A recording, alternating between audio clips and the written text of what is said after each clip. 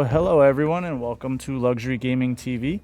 My name is Nicholas John, and I'm here with Nigel and Ducky from the team that we had playing with us for the ICL on Friday.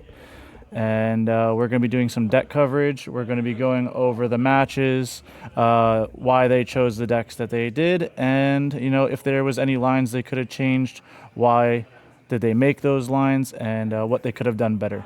So this is basically just to help you find your path to pro. If you're a new player trying to get better at the game, or even if you're just a good player that wants to see other players and how they think, just a little extra knowledge for you guys. So I hope you enjoy it. This will be the first of many, and introduce yourselves, guys. Hello, I'm Ducky. Some of you might know me, but I'm new to luxury, and I'm really happy to be here. So, I played blue green at that event, and anyways, uh, why don't you introduce yourself, Nigel? So I'm Nigel. Little lesser known for sure compared to Ducky. Happy to be here, part of Lux. Happy to play alongside these guys. I played Steel Song for the event. All right, cool, cool. So we ended up going, just a little history for us is that we ended up going 2-1. So out of the three matches that we played, we won two out of them. And, I think both teams did really well. They played their best. They decided, or they brought the decks that they thought would win. We were just a little bit more creative, playing more rogue than meta. But that it was our day. I'm sure we'll have our days in the future where we're going to be saying, "Oh, we should have played meta," but that's just the name of the game, right? So why don't we go through the interviews because they had an interview process for those that didn't see Friday, and we can talk about that afterwards. So I'm going to start with Ducky's since he was the first one, and let me switch that over.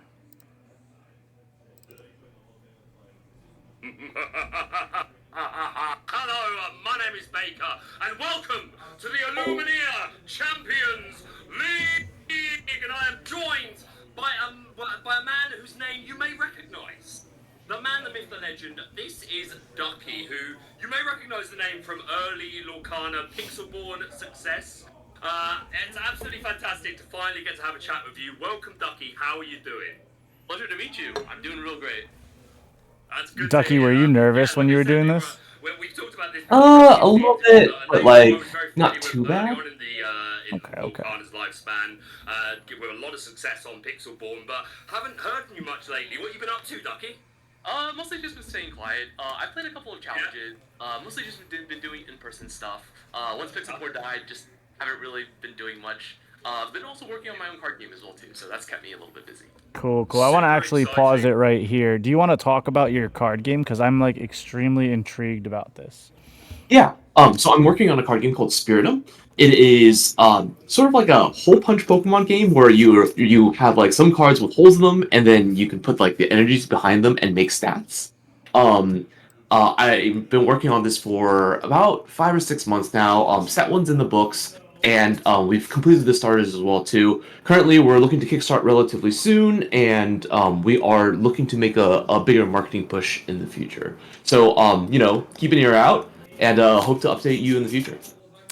Awesome, awesome. If you guys need any help with that, just let me know. I encourage this type of business aspirations, and I really wish you guys the best. Excuse me. I know that anything you guys do, you put the your absolute most heart into. So I could only imagine that this game is going to be great. Yeah, I'm excited to share it. All right. But you are ready to return and make people remember the name. So we're gonna talk a little bit about what you've got coming up. So you've got a big match coming up. What deck have you brought with you today? So I brought a spicy one today. I brought blue green. You bought blue. Oh, okay. Okay. I already have like 100 extra questions. I've got like 3 to 5 minutes. I'll try and temper it. He's got Okay, so much why? energy. Why did you bring Yeah. blue green today?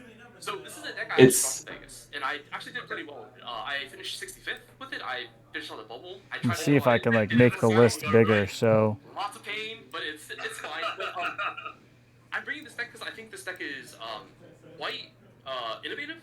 It's something that I was seeing that in our sort of our playtesting was that like Oh, where'd it go? nobody was really trying to push the boundaries of the game, and I wanted to try and see if I could sort of break into the meta. Unfortunately, there's some issues with it, mainly the green steel matchup, but you know, I did not anticipate that at all going into Vegas.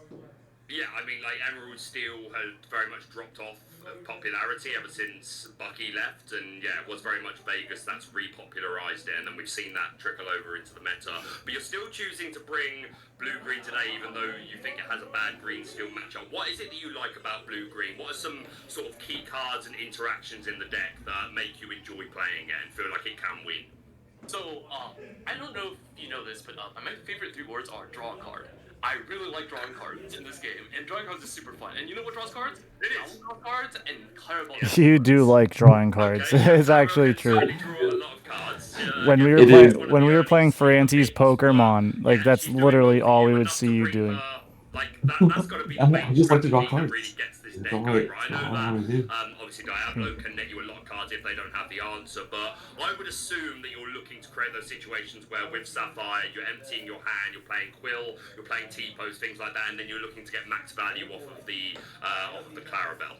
Exactly. And if your opponent doesn't have enough cards in hand, you welcome their stuff back into their deck, have them draw 2 cards, and then you draw more cards. So it just can keep continuing the chain. So you're trying to leverage this like giant ink advantage against your opponent, where you have like anywhere from 11 to like 14 ink, and you're playing 2 giant bombs every single turn while they're only like stuck on 6 ink. Okay, what's a card in the deck or account that might surprise people? Okay, so there's a couple. So first one is probably John Silver. John Silver is a card that doesn't see a ton of play, but Are you talking about the Steel John Silver, the location? That card is so underrated. Yes. That's Steel. You're talking I about definitely the agree. white one. I think that card is Sorry, the actually white one. criminally I like underplayed. John But Silver. the question is like, Okay, talk to me about what John decks Silver. can actually So fit John that Silver is a card into that that shell? doesn't see a lot Because like of right play. now, green steel So can't it's really definitely fit it because, like, in. ink is Yeah. really a big problem, but tempo is, because a lot of times you're spending your Green red's not really a trying to deck ramp right up, now. and you're giving up the boost. As much as it pains me to say it. So I mean, really, you did really only- well with it at Dallas Fort Worth. Especially against aggro. I did do well with it. I just wish we knew about the best of 2 format. Yeah. And I just hit them We with, just like, we just double didn't wild, really John understand Silvers, it. and like the game was just immediately over. And they were like an incredibly aggressive deck. And normally blue-green as a color combination. I think doesn't for have a the market full watch, scope. I think John anybody Silver's that's like sort of out there like trying to find penny stocks, I truly think John Silver is one. It's only like $2-3 right now, and I think it's gonna go to the moon the second that it gets a few more cards put around it. What are your really good Yeah. matchups? Like if you could choose what you were facing and what you were playing against round 1. Yeah, I definitely think this card's criminally underplayed. And also, I think this is also a set 1 card as well too, right? Yeah, it is. It's a set 1 legendary. And like if you think about Fishbone Quill, which is a set 1 rare, being $15 in the meta at one point, like could you just imagine what set 1 legendaries are going to be once they become relevant or once they stop print on first chapter? Like it's going to be insane. Around the board, Yeah, I definitely think John It'll Silver's be like criminally COVID times when everything was like $30-$40. green fields over Yeah. in the meta. Like if from a consideration of obviously we've got Seattle. I really wish I talked more about Dr. Facilier, because Facilier actually put in a ton of work in this matchup. But No, I didn't get a that's chance the to card hit that it. you summoned to stop Tabatoa, the meme. Yes. And just like the chances of you running into it is pretty high. But at the same time, I do think that it's just a solid deck if you're looking to like win like a set championships or something like that. Yeah, Cool. I like it. You're representing. I'm gonna stop the interview here. Do you think that after playing your match, do you still think that this was the correct deck to take into your match? Well, given that I didn't know what everybody was playing, I think that going dark, the only matchup I'm really concerned about is Green Steel. So after I saw all their matchups, I was like, okay, I think this was actually a pretty good bring because it matches up pretty decently against every single deck that they brought. Got it. Okay. All right. Now let me just get the matchup going on so that way we can kind of just go over that. Whoops. All right. So you ended up playing When I'm Dave from sharing multiple TFM. screens. All right. Well, Mhm. I'm And not I'm gonna trying to simulcast see if I can get screen, both that's screens on here. We're off and running. I have a lot of respect for Attack for Two. But it looks like over here I know Dave is a really strong player just in general.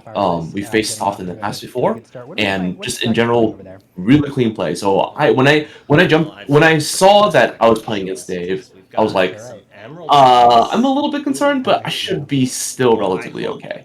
And barring any unlucky draws or win. And if you take a look, my first draw was actually pretty bad, I think.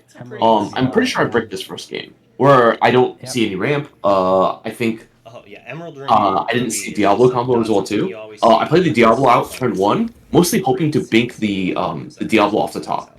To give myself an opportunity to get lucky because you have to take risky lines when your hand's really bad. Figuring it out along So, with the rest of us as we're watching. like, if you notice, I don't really have follow Here in up the last week, afterwards we've been for the mounting next 2 or 3 to a, turns. standard start, I think, for Ruby Sapphire. Yeah, instead of having What do you guys think of the Chicha package?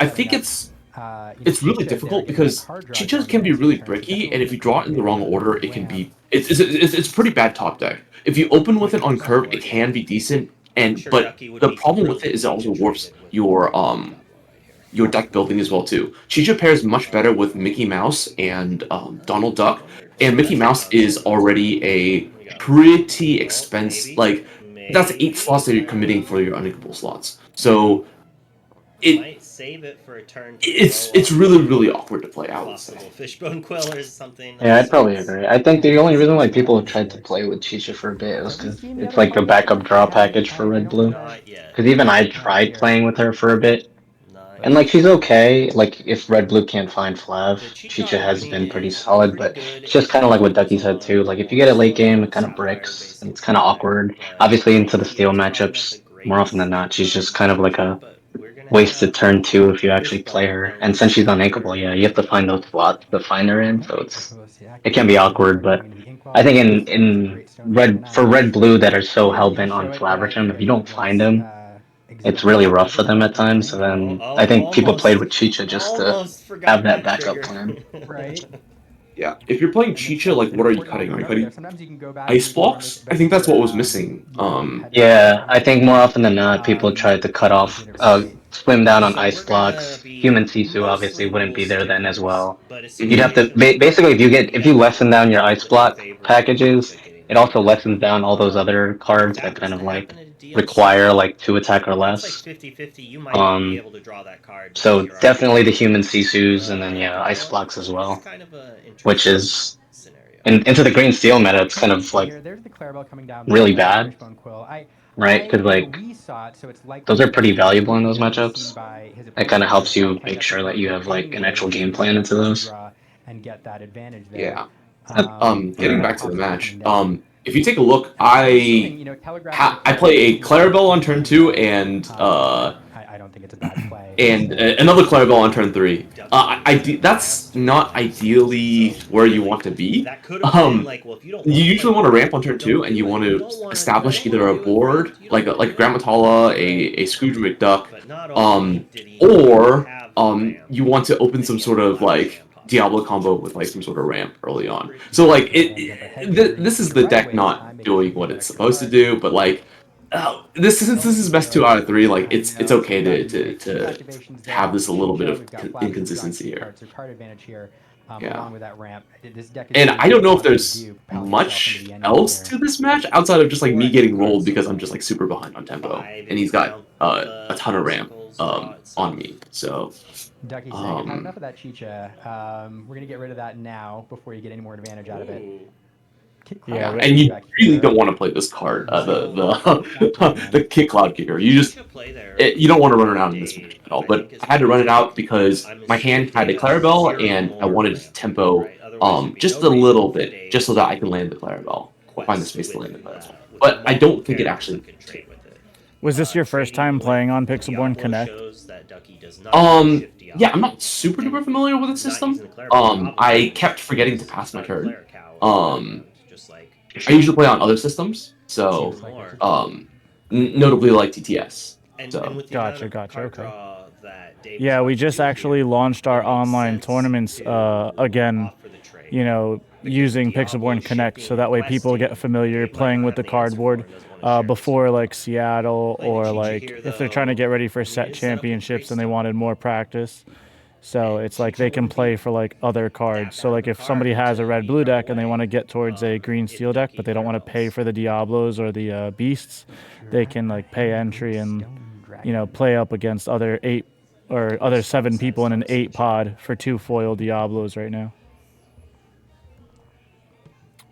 Just makes it easier and cheaper to get certain cards. I've been mostly watching, player on the left here and with Big Mountain, but I have not been paying attention to Ducky's hand. I still have not seen that other color. I can Seems intuit, I pretty think, what easy to use though. I what mean, he's what was it? playing, You just had to press like have spacebar you if seen like your that turn was other color over. yet? I think Yeah, I've you press seen the spacebar shade for your turn to be ruins over, and then you see because the I know arrows Abby had said in the on chat your screen. kind of That will showing indicate whether or not your lore total or your ink which total. is Because one of the problems with it's webcam hard to games. track how much ink Getting you the have. camera So set up like having a correctly was nice little difficult. number I have issues with to that for when I like the stream viewers to be during able the to day. see is Ooh, nice. that's inking a cow to So play a cow. I think I had to ink the Clarabelle in that spot, mostly because like I had double Clarabelle. I think I had triple Clarabelle at that point. Ooh. Oh, with a you're welcome. And you You're had to do Yeah. the you're welcome on the sir. Chicha? No, on the Oh, Greatstone. the Great On the Stone. Greystone. You can hit But That's the a thing just is, so like, that way he couldn't get further tempo, right? Yeah. well, not just that, but Alright. also I needed cards in hand Alright. to It turns on the reload a little bit. Chicha, I wanted to slows stop the his ink ramp advantage. down. Got So, Also, and this was mostly a desperation with play Ducky because I knew the game was cards in over hand, so he's going by to like draw turn 3 or 4 more 4. cards here. The rest of this This is not game bad. was pretty like I knew it was pretty over, so this was mostly a desperation play. Interesting. Got it. Okay. No, this is fun to watch. I mean, Ducky definitely playing, I think, a lot slower than you'd normally expect to see against Ruby Sapphire deck. I think the plan is generally to go fast, but unless he was not on an ideal draw, it's really fascinating watching this game plan because he knows the card advantage is going to be a thing, so he kind of slowly played out what he needed to play out, interrupted the game plan, the script at the right moments, kind of let his opponent get a little bit of that card advantage, and then played the Clarabelle at the right time. So it's possible, that this is the plan all along, just waiting for this moment. Yeah, it's an interesting situation. There's no agency for Ducky until Dave gets to about 8 or 9 ink. And then Dave can start playing some scary characters that Ducky is gonna have to have some sort of answer. Luxcana just put in Ducky's list into the comments. There you go. That's not Streamers bad. there or Scar taking watchers. over the board. She'll be putting the list inside the chat. Not at all. Scar is a fun card to see work back. You think Scar's needed inside of the red-blue lists? I don't think it's needed, but I think it's actually still very strong. I think if you want to diversify your threats and be less weak to green, maybe shaving a beat prep for a Scar is actually a pretty decent spot to be in. To these lists, Being beat prep being a song is actually pretty problematic. There like Pete is also like a prevalent part of the meta as well too. So like being able to land an early sweeper Yep. to address a lot of these like aggressive decks that are trying to go under red blue is it is pretty nice. So I think it's a good tech choice. I think it's less good when you know about the Scar. What a fun. Like if Scar's like prevalent, but if Scar isn't prevalent in the meta and people aren't expecting it, it will get some people. So I think it's still relatively strong. Blast is the other. I think favorite slang for it. I'm not sure. Yeah, right now I don't have any in there. But I've both been games are like fun to me. going back and I was forth never whether or a not I beer wanted to drinker, play really, Scars or not. enough to name my Yeah. decks after it. I But think our testing list that I we love use when decks are currently, called we do have a traits, Scar in it, and I've been pretty impressed with the card. So I'm I haven't fine missed with the extra naming B prep that we decks cut after for it. traits. So I've been pretty happy. I like that. It feels refreshing. So you mentioned how you noticed but that he's like that turn Diablo 3, 4, you had already So it's realized kind that of the game was ramp over. Why was versus that? ramp. It's because I didn't have early ramp or like a way to get to Clarabelle early. Basically, if you need to apply pressure in this matchup, you have to really quest out and just like be able to put them on the back foot, or and either that or choke them out of resources. And since I wasn't doing either plan, red blue, if you fall behind, you're just gonna die. So I fell behind because I made some pretty bad plays, simply just because of what my hand looked like. Got it. Okay. So what would you say the choke point for your deck would be? Just like to stop the early game, like get rid of the Diablos early, making I'm interested to sure see that with like with the end if game you're like manipulation playing plan like there is steel decks, for you play Ducky. like the Pete going on an early game. So Oh, there you go. Well, That's generally, so Pete actually does very little in this I just matchup, don't see a world because that Ducky you're is not actually going on to that many be songs, and you able don't need to play your to songs on have curve, ever because a lot of your played songs this are deck ramp spells. in Vegas. So Got it. either they Is come that down had before the been Pete comes having down, Red or Blue they don't or necessarily a have to be Ruby played the Sapphire turn the Pete matchup. gets played. So if The they main create choke point in another this deck is Ruby actually the card Sapphire draw. in If you can choke off the card there's draw, probably a reason for it. And there will then be situations like it's this going to where be they're like Lucifer, you're gonna have a lot easier time. Lucifer, So if you're like, Lucifer, let's say you're a control deck Question, trying to stop this deck, Yeah. cut off the Same card answer draw, to your like question, cut off my Pedro. ability to be able to refill, because Steel. the way I win is Red I'm Blue. trying to out Yeah. ink you. Even against like red blue, you Control can deck very that I easily worry be about up here on ink if, against them, you know, and you'll someone see like Scarlet in the next two matches, player. I'll actually be able to keep up with ink with red blue, which is pretty. It's and sometimes be up on ink on them as well too. So cut off my card draw, and I can't race you on ink, and I can't sort of land my big threats that you can't stop. and a lot of lore. Got it. Okay. That's true. So 1, 2, 3, 4, 5, 6, 7, 8. What would you say 9. your worst 9 matchup well, is? at this point, Oh, green steel. we have enough By to far, break it's one of the reasons why I'm ideal not bringing turn. this to Seattle, simply because That's if you play against I don't green know if steel, it's great. you will That is lose, a and that's because they can cut off with, your card economy ward much better than other sensitivity decks, because they can attack your hand directly. So they'll make it so that you can't even get to the point where you can land your card draw engines, and they can shoot down one of yours very I had a efficiently as rough well go too. with this on Multiplayer Madness, so it's not my favorite card. You really think it's gonna be highly represented? big. It doesn't It does. It's not so much high, like it being highly represented, but also it's just like you match up into it once. It's like a 90-10 matchup. It's not even winnable. So like I just don't want to run that risk of like, even if there's not big representation, and like there's going to be some amount of people. In the same turn. Ice block coming out. We're just gonna build up. Where the would you items put it here. on a rank in comparison to like green Yeah, purple? needs a popsicle to do it. Green 'Cause, like, steel I- or blue? No, I wouldn't be like the blue surprised green if the hand- in if comparison to Dave's like a hand green just purple. didn't have I think blue green's another, slightly stronger than green purple, but I have a pretty personally have a pretty low something opinion of of sort to get ready. green purple in general, because it feels like it's just We got trying to 5, do that's it. the Yep. blue green thing but worse. Mm. Is how I felt about it. Gotcha. Being on the play in game. You don't get access to the ink advantage. You don't get access to your key ramp spells. Did not have the turn 2 ramp, but You can't turbo out your strong threats, and your Dawn Silvers come down a turn later as well too. So those are like pretty problematic. Yeah. It's an interesting observation. I actually do Right? think that green purple is actually a shell that can play John Silver's quite well, but the fact that it comes down a turn later is a little rougher. But you can do some interesting shenanigans with a balance package plus John Silver's. So Yeah, we just saw it do really well with the European event, so that's why I was trying to just kind of see where it scales out in that comparison. yeah, I think it has a similar matchup spread, but I think it might be slightly weaker to something like some of the steel decks, and I mean it's still going to be pretty bad against green steel, I think. But you do have some tools to be able to recover with like Ursula double seeing like friends, but I don't know if that's in like current lists. Sapphire very well for this deck, and I really hope we get to see it here. I just think in the end game, especially when And as we saw that you, like you said, you lost the first one, and then you guys are just about to start game 2. So yeah. So This game I'm on the play, and being on the play is pretty advantageous. So here in the mulligan, I'm looking for a couple of things. I'm looking for Diablo combo. I'm looking for like either Tipo or one jump into Scrooge. Because you can either go one of two ways. You can either go the aggro route, or you can go the card draw discard route. So I think I went early Scrooge because I don't think I opened turn 1 Diablo. Or I opened turn 2 Diablo. And what are you usually mulliganing for? So typically I'll keep ramp spells in this in my openers. I'll keep the 1-drop and the 3-drop Diablos, and then sometimes I'll keep Clarabelles depending on the handshake as well too. So it really depends on the context of the hand and which plan you're going for, and what your pre-mulligan hand tells you that you should be trying to go for as a mulligan. So if you have pieces for Diablo combo, I'd fish for Diablo combo. If I have pieces for if I have like a ramp hand or ramp into Scrooge, I'd keep some sort of shape for that. And then if I ramp into Clarabelle plan, that's also a different plan as well too.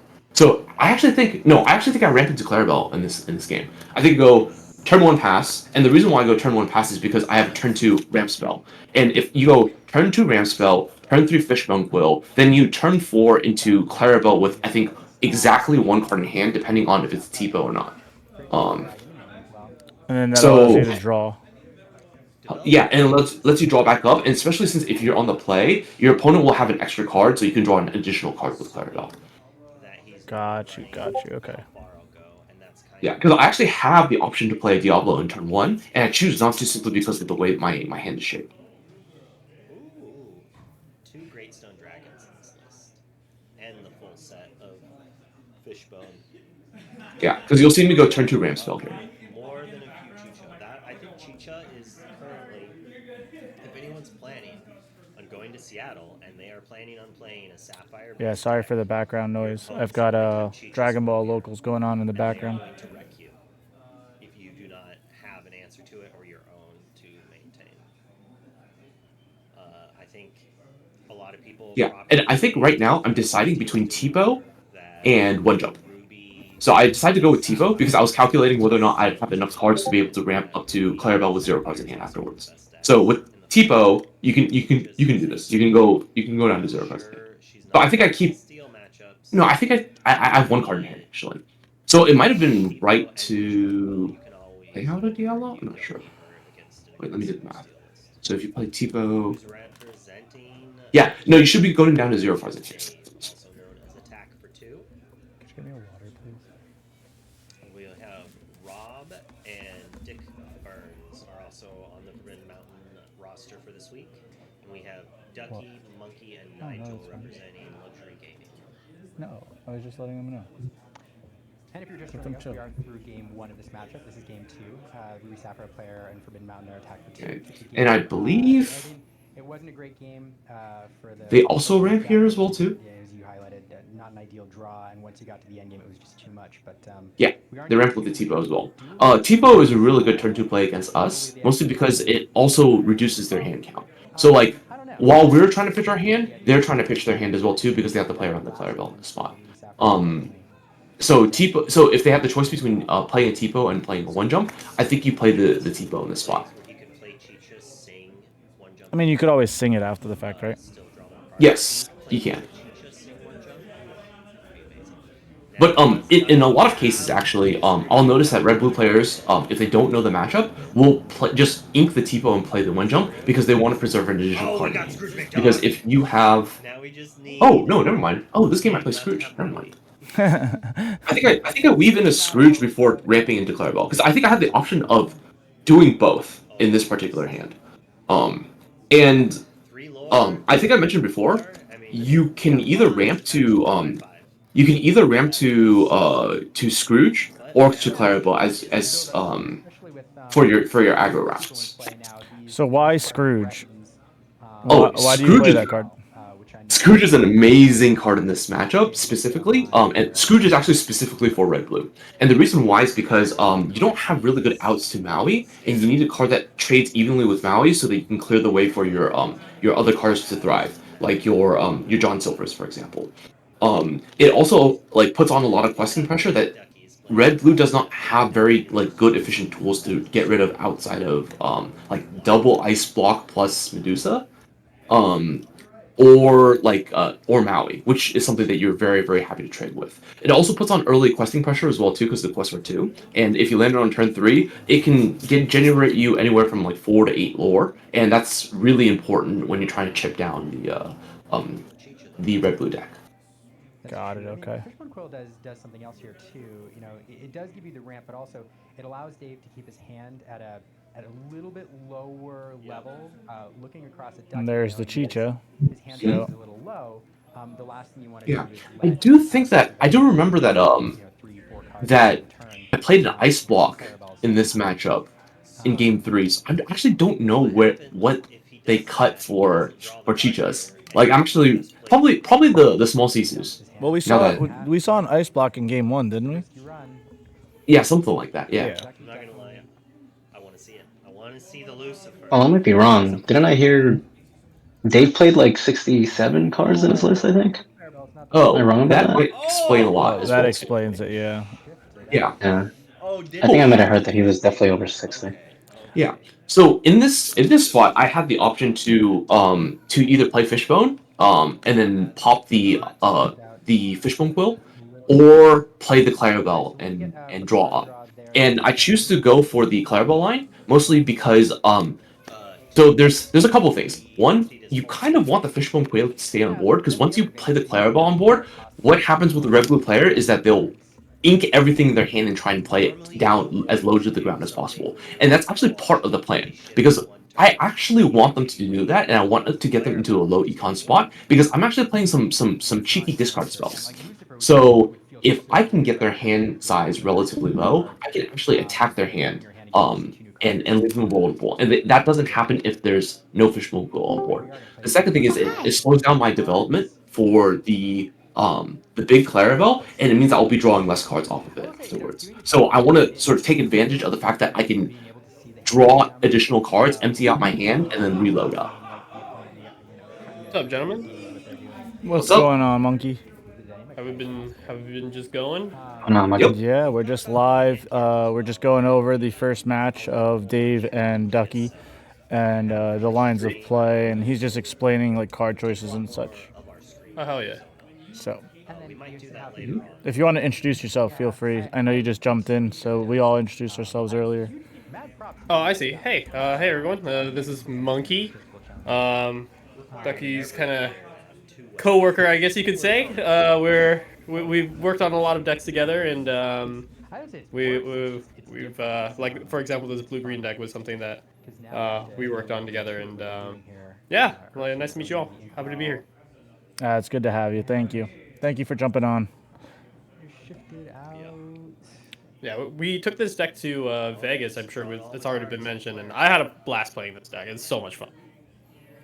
Yeah, this deck is really cool. Like being up on ink against like most of your opponents, even like the like if you see here, like I'm up against the red blue player. I have more ink than my opponent. Yeah, I'm like watching it right now, and like I watched it live when you guys were like playing on Friday, and I'm watching it again, and like somebody will probably clip this and make fun of me. Like I'm like zoning out into space. That's what it looks like on the feed. But like I'm literally looking at all the card choices, and like I feel like I'm looking at like a draft deck. You know, like you have to like actually pick up the cards and like read them and be like, what does this card do? What does this card do? Oh yeah, You that's know? our favorite thing in tournament, man. When people are like, "What the hell is this?" Like, Yeah, why literally. do you think that? It's like if my opponent has to read the cards, you know you won already, right? Yeah, it's a moral victory.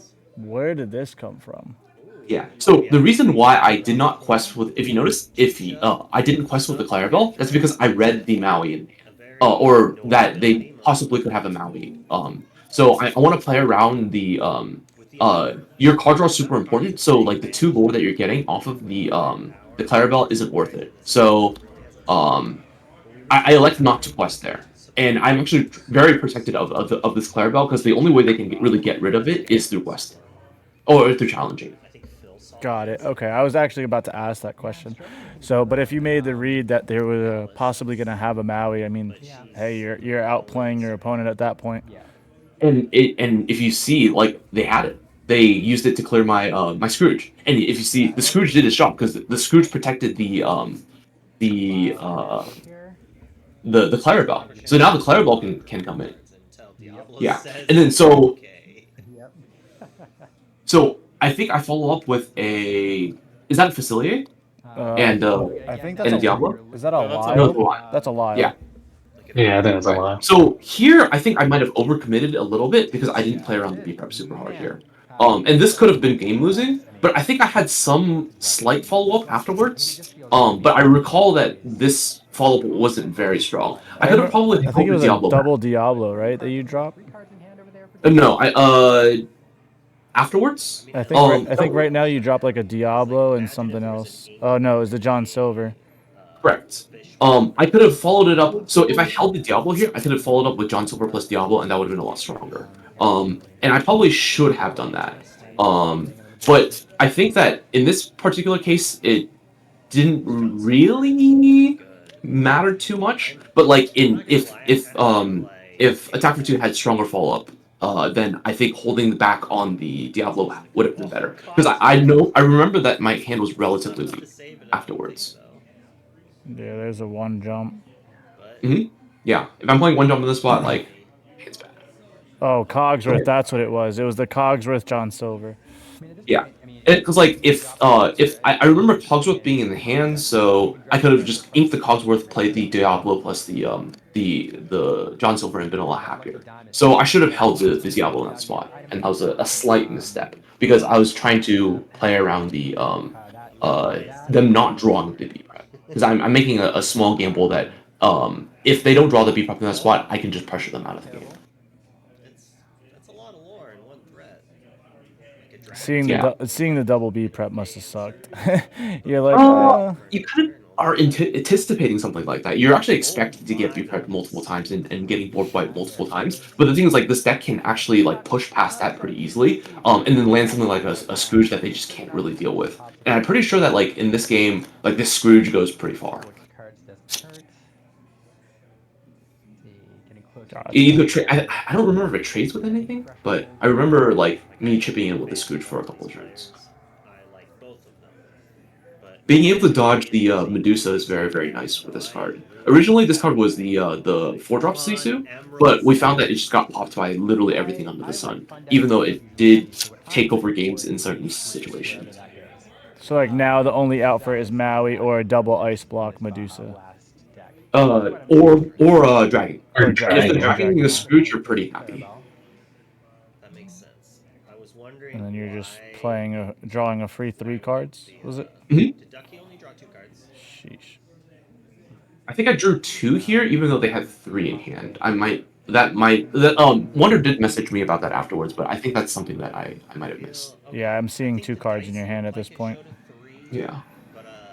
And I think Attack had 3 in hand. I think there are 3. I don't recall. Yeah. All right, he's inking a Brawl, Yeah. playing a Tipo, Oh no. No. inking another card. So yeah, that would be 4. So yeah, he had 3 at that point, and you only drew 2. Mm-hmm. He's inked, played Tipo, and activated Tipo. And Scar. Oh my goodness.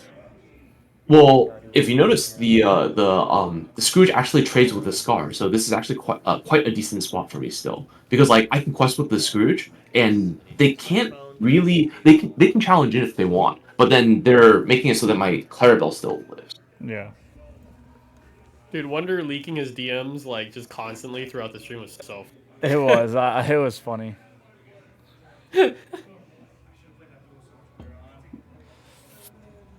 No, they're doing a great job, though. Truly, they're doing something great for the community with this Illumineer Champions League.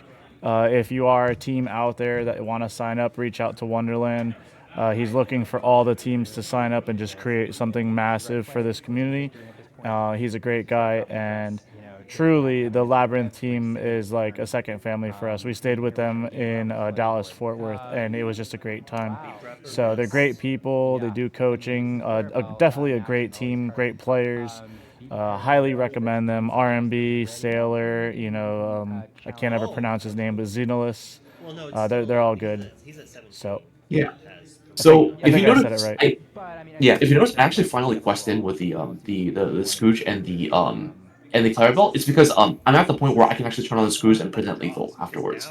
So he rips an Ice Block here, which is probably the best draw that in the deck because it allows the Scar to double clear and then it allows you to draw 2 extra cards and try and find something to address the 3 other cards on the board. Because like even if you do clear the Scrooge and the Clarabelle, I still have him presenting lethal here. So I wanted to basically shorten the clock in which they could have found an answer, and I eventually did. And unfortunately, they didn't draw the out to my board, and I think I take it from here. All right. Discard, Clarabelle.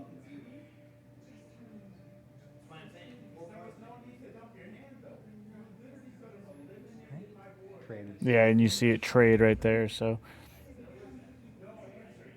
it's just game at that point. Quest for 3. Yep. Yeah. And you just tie it up there. Game 3. Yeah. Part of my calculation there as well too is that I knew that there were already 2 B preps gone, and it was very unlikely for them to be the sweeper. So I have to gamble in that spot and trying to push the clock as much as possible to reduce the amount of time that my opponent can draw outs in that spot. Occasionally, we got a higher on line. We're drawing a couple cards, but with Ducky's card advantage with Clarabelle, was able to flood the board with 2-3 characters every turn. And then looking into game 3, I think I'm also going to open with. I do recall this game much more clearly. I think I draw very little card draw in this next match. So my game plan is just to jam out as many aggressive threats as possible and try and just quest in as quickly as possible. So I think I fast ramp into Scrooge plus Facilier this game. And then just like this Facilier shows you why this card is necessary in the red-blue matchup. This is a card that like we've gone back and forth. I think Elrathian actually was the one who put me on this card. And we were just like kicking around ideas. I was like struggling to find ways to close out the game. And he suggested Facilier to me. I was like, oh, that's pretty interesting. I played it once. I'm like, holy crap, this card is insane. And the reason why it makes a ton of sense in this deck is because it complements a lot of the other cards in the deck. It's not just it's a big threat that you can land with your ink advantage, but it also lets you like tempo out the game in conjunction with the John Silvers. So if you combine it with the John Silvers, you can slowly lock certain cards out of the game, and especially like cards like Tamatoa and Flower Sham, and you'll see in this game, like that's exactly how this card plays out. The Doctor! Yeah. Pretty sure the stream went nuts after I slammed the Dr. Facilier. It was nuts. Like people already started sending memes. Thought for a second. Called ambulance, but not for me. Baby Diablo, like, oh, he's got the turn. Yeah. So I believe in this game I early ink a Diablo. He's keeping one jump and because I've already planned out my turns in advance. I know what my game plan is, and that game plan doesn't involve shifting Diablo or playing out Diablo. Because in this deck, you have to be really careful about your hand economy. So you actually have to count out like 3 or 4 turns in advance on how many cards that you need in hand, and that means keeping the Diablo turn 1. Probably one of the top 3 decks for upcoming Seattle, and Ducky is a master. He likes to brew his own decks up. If you played back in the day, you know what Ducky mid-range is. And I remember my hand being relatively poor here as well too. No lantern, and he was just using. Yep. Would you say you have a slight disadvantage going second? Yes. It's because of the way that Brawl lines up with Diablo. So if you go first, the Brawl you get to draw 2 cards as opposed to 1. And you also get to play the early Scrooge, and if they have less turns to answer the Scrooge, that means you're closer to like questing out and being aggressive. Because like in this matchup, you're trying to go under red-blue as one of your plans. The other one is to choke them out of cards, which we kind of successfully did last game as well. So. Got it. Different and showing the audience, something that Bless you. Outside what I would call the norm, and so it is really fun here to see, as you highlighted, like the boogeyman of the set. I got somebody having a sneeze attack over here. But we'll call this the boogeyman of the set, and there's certainly a deck that's been around for several sets against something new. Tipo and Tipo. Cool. Yeah, I go Tipo into and part of the reason why I don't play out the Diablo as well is because I think the Ram spell is Tipo, and because Tipo makes you go -1, and you have to be really careful about your hand advantage. Otherwise, you're going to peter out and just lose. Yeah, that's the main reason why this deck struggles against green steel is the hand economy. If you ever discard 1 or 2 cards, you just basically can't play the game, and it's really tough. And they can clear your Clarabelles and your Diablos relatively freely, so like that's why this match is so terrible. Yeah. I mean, even with the 2 lords, and there's very little that the deck can do to actually tech for that matchup as well too. It's because it's attacking inherently one of the core weaknesses of the deck, which is the hand hunt. And here, again, Yeah. it's a card. So I'm sweating bullets a little bit here because this is an insane start from my opponent. Going turn 1 like item into turn 2 Tipo to turn 3 Flower Jam against me, incredibly strong. The only thing that I could say that would counter this draw would be like a fast wrap into Clarabelle, but as you can see, I don't necessarily have that start. So Yeah. There's no Flower So Jam. the game plan is fast Scrooge into fast Facilier. And you have the one jump with the with singing one jump with Tipo to facilitate that. Quest to get it off the board, but we've made the Tipo vulnerable here, offering a Tipo trade to prevent that line. We'll So see. I think if you're Ducky, you're probably fine with a Maui coming down to trade Tipo. Otherwise, Sure. for Tipo to get banished here would require both characters to challenge it, so you'd still have that 1 point on the Flabberstand. Here, what am I most scared of? I'm most scared of a Maui in the spot because Maui would shut down my Scrooge aggro plan. What I really want to see is more dirtling and more card draw. Like if I can wait for them to just like ramp up, then that's pretty strong. Because they saw the Clarabelle last game as well too. I know that they're not trying to keep too many cards at hand. So if they're ramping up, I'm actually pretty happy. And spending time to draw cards, I'm also pretty happy with this as well too. And in this spot as well too, I'm actually looking to possibly clear the Fabersham as well too, since I've been given the opportunity to do so. Visions of the future. But while like them drawing cards is relatively good for me, I can't let them draw too many cards. So I'm down to punch in at the Fabersham here. I'm pretty sure that's what I do. Years and years were one of the best cards in the game, and this digs one deeper. Granted, there's instants in that game, so that's a whole nother ball game. But that's a lot of cards to filter through. I mean, I played Be Our Guest in set 1, and that is a Be Our Guest button in multiple ways. I'm sure you can't sing it. Yep. Yeah, there are cards. Thank goodness it isn't a rare, right? This cast was so funny to listen to after the fact because they were just there are cards hyping up our decks like They crazy. were having so much fun. Like, I'm like jealous. Yeah, what a really great guy. Yeah. They're like making guesses at like what the hell we're doing, what we're playing, and And that's honestly part of the fun in bringing a deck like this to an event like this. Mostly because like for me, I get a lot of joy out of showing people that we can deck build like creative, innovative things. And both Monkey and I brought something pretty interesting. I'm actually really excited to see Monkey's deck come up as well too, because we've been working on this deck for a while as well too. The ones that end up being amazing are going to be worth money. But then the ones like Library and Pete, they're already like $8+ on launch because people understand everyone wants them. Mm-hmm. Yeah, I was shocked. Like right after. Another reason why I think I decided to chunk it at the Fabersham is because I kind of want to force them to play another one as well too. Because holding Fabershams in this matchup isn't that great, and you kind of would rather see that in the Inkwell as the red-blue player. I have a question. Why didn't you play the Ursula here, knowing that you see 6 and he's approaching 7, and you summon the Lyle instead?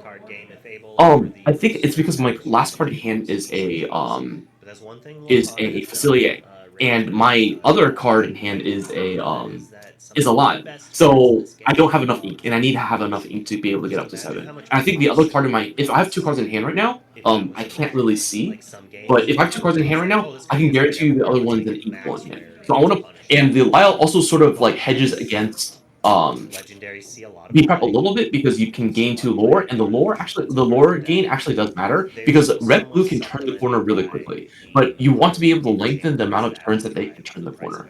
So like if you think like they go like Sisu into like Tamatoa into Dime Tamatoa, like they can turn the corner relatively fast, and the 2 lore can be the difference between it being a 3-turn turnaround versus a 4-turn turnaround, and that extra space can and does matter, and it matters more than the card that I'm giving up in life. I think the balance is Lyle's busted right now. Lyle's busted. There's a world in other words. Yeah, literally. If the future was a rare, I don't think anybody blinks. No, a lot of these green cards are very underrated, There's a world in which and that card but the is rare. problem is it's just tough to Here find we a go, so deck we that get actually the makes them Chicha, work. the Reckless is Funko just a combo mechanic that's beginning been of the around card since is set vanilla. one, and I feel like the player base still Yeah, doesn't really I quite do think, and I understand how to but I do utilize think Reckless effect. that Right. you'd really have to do One of the start big putting things that together we cards used in cards previous like set Fox, cards was like actually Malice using that that are interaction to very low turn price. things so that you could And challenge into once them. you And we built have a deck that, players revolved around being able to in gain multiple advantage decks off of with that, challenging in red green. being So that's like one of putting the up main tools prices that you can do $25, it $30 used to for a do. You can rare, also use it to stop it's gonna be their unaffordable. clock. You can make it so that For they a have lot to of run people into to your get through really those decks, expensive especially dudes. for new TCGs. There's just a lot of So different things that like I know Reckless we've certainly can done multiple can reprints actually now gain you with advantage in, Pro Malice and it starter deck, really is up to the player to or be able to even extra slot in maximize the that set that advantage. Yeah, I remember you made Ferranti So attack I'm not into the little as big Mulan, on and then Reckless. shifted into Big Mulan and just This like blew up his I board. would And I was just much like, wait a minute, prefer what placement just and happened? adhering Like, to a 2-year cycle, a rotation. I Yeah, we may, played like Because Stallion what this weights does is and yeah, yeah, I not just only remember does it Francie do looking at me and business be like, "You things for seeing this Bitcoin, shit? which is Like, cards like I'm are getting rotating, you need to dogged." buy a new product. And then you So guys, yeah, so this is the you way guys that ended up you tying accumulate. 1-1. That's when I Losing met the you same guys. deck for 10 years in a row. Yeah. Yep.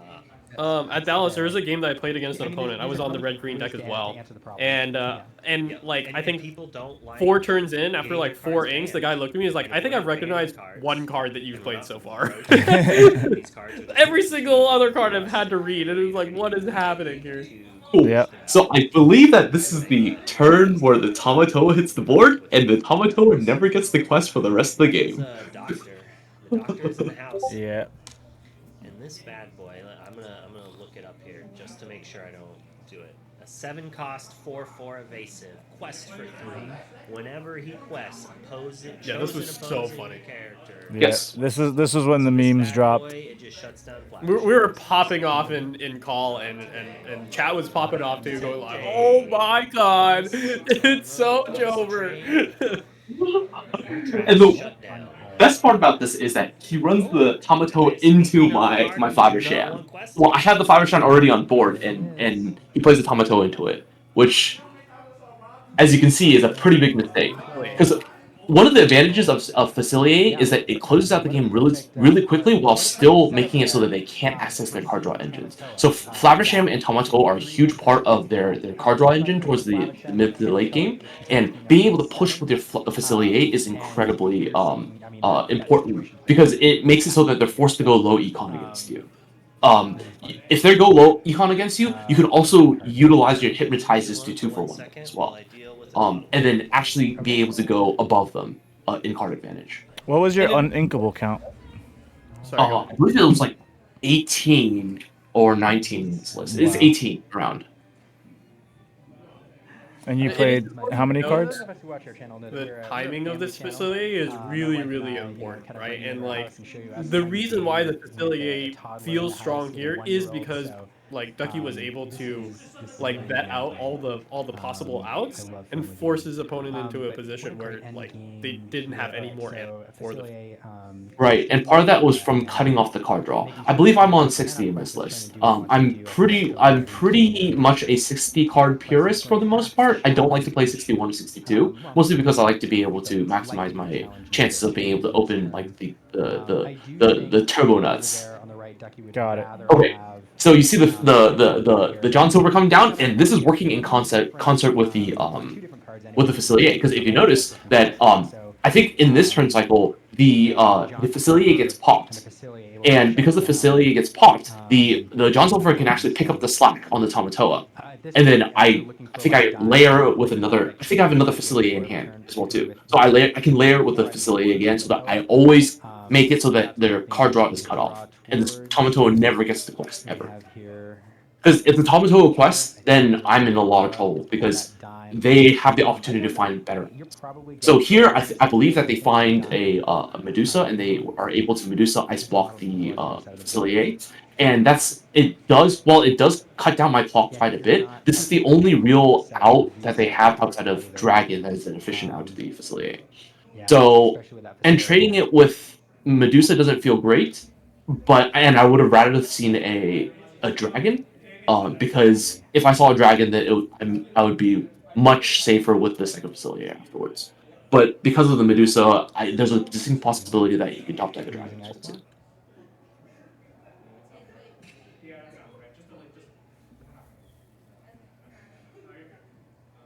Yeah, and I believe he visions for this this Medusa. Yeah, he looked at the 5. Making it targetable by the, or choosable rather, by the Mana Medusa. I'll remove that 3 lore character from the board. That Cool. feels pretty good. And with Lyle, you always have to remind your opponent to make lore because your opponents will forget. So it's really on you to be able to recall. Attack for 2 over there. Dave is even losing lore.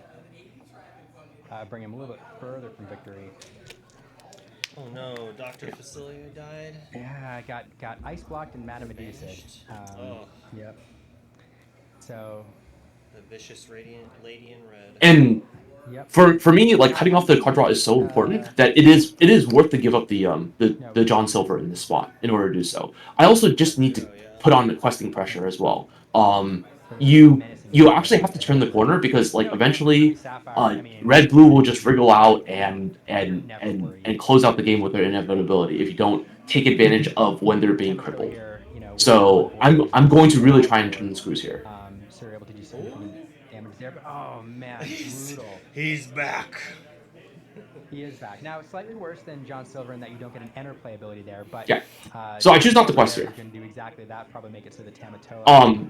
That's because in this spot, I don't think I need to, and I think I don't quest the next turn as well, but I quest the turn afterwards to be able to set up lethal. Because it trades and like. I think it's like pretty important to like know when you can quest and when you can't, and like how many turns it takes for you to get to lethal.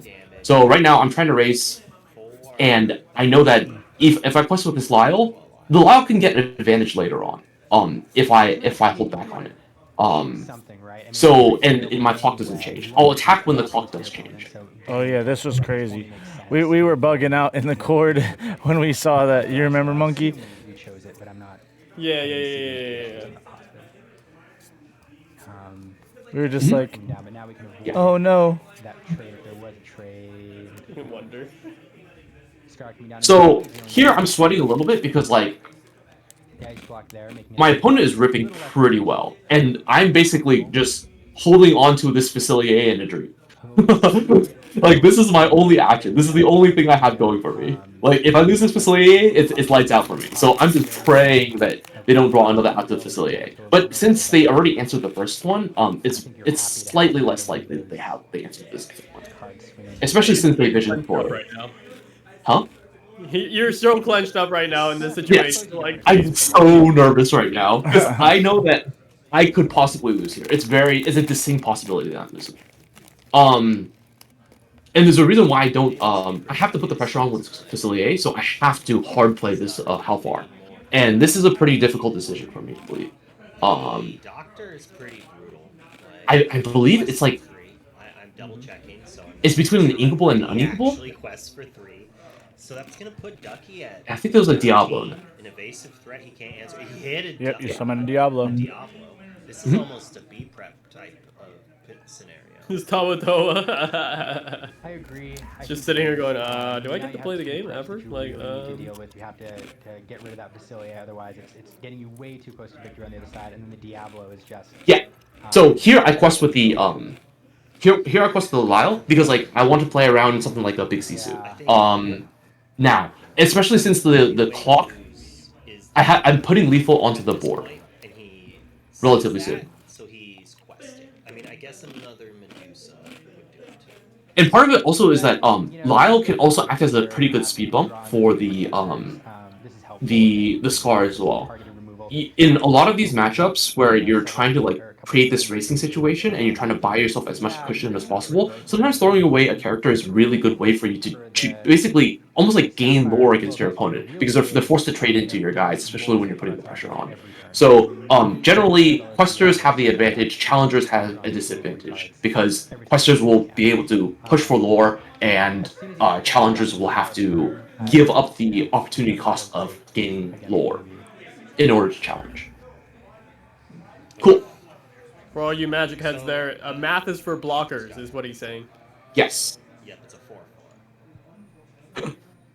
Yeah. So if you notice, questing with the Lado was pretty important because it turned my 3-turn clock into a 2-turn clock, and it allowed me to be able to.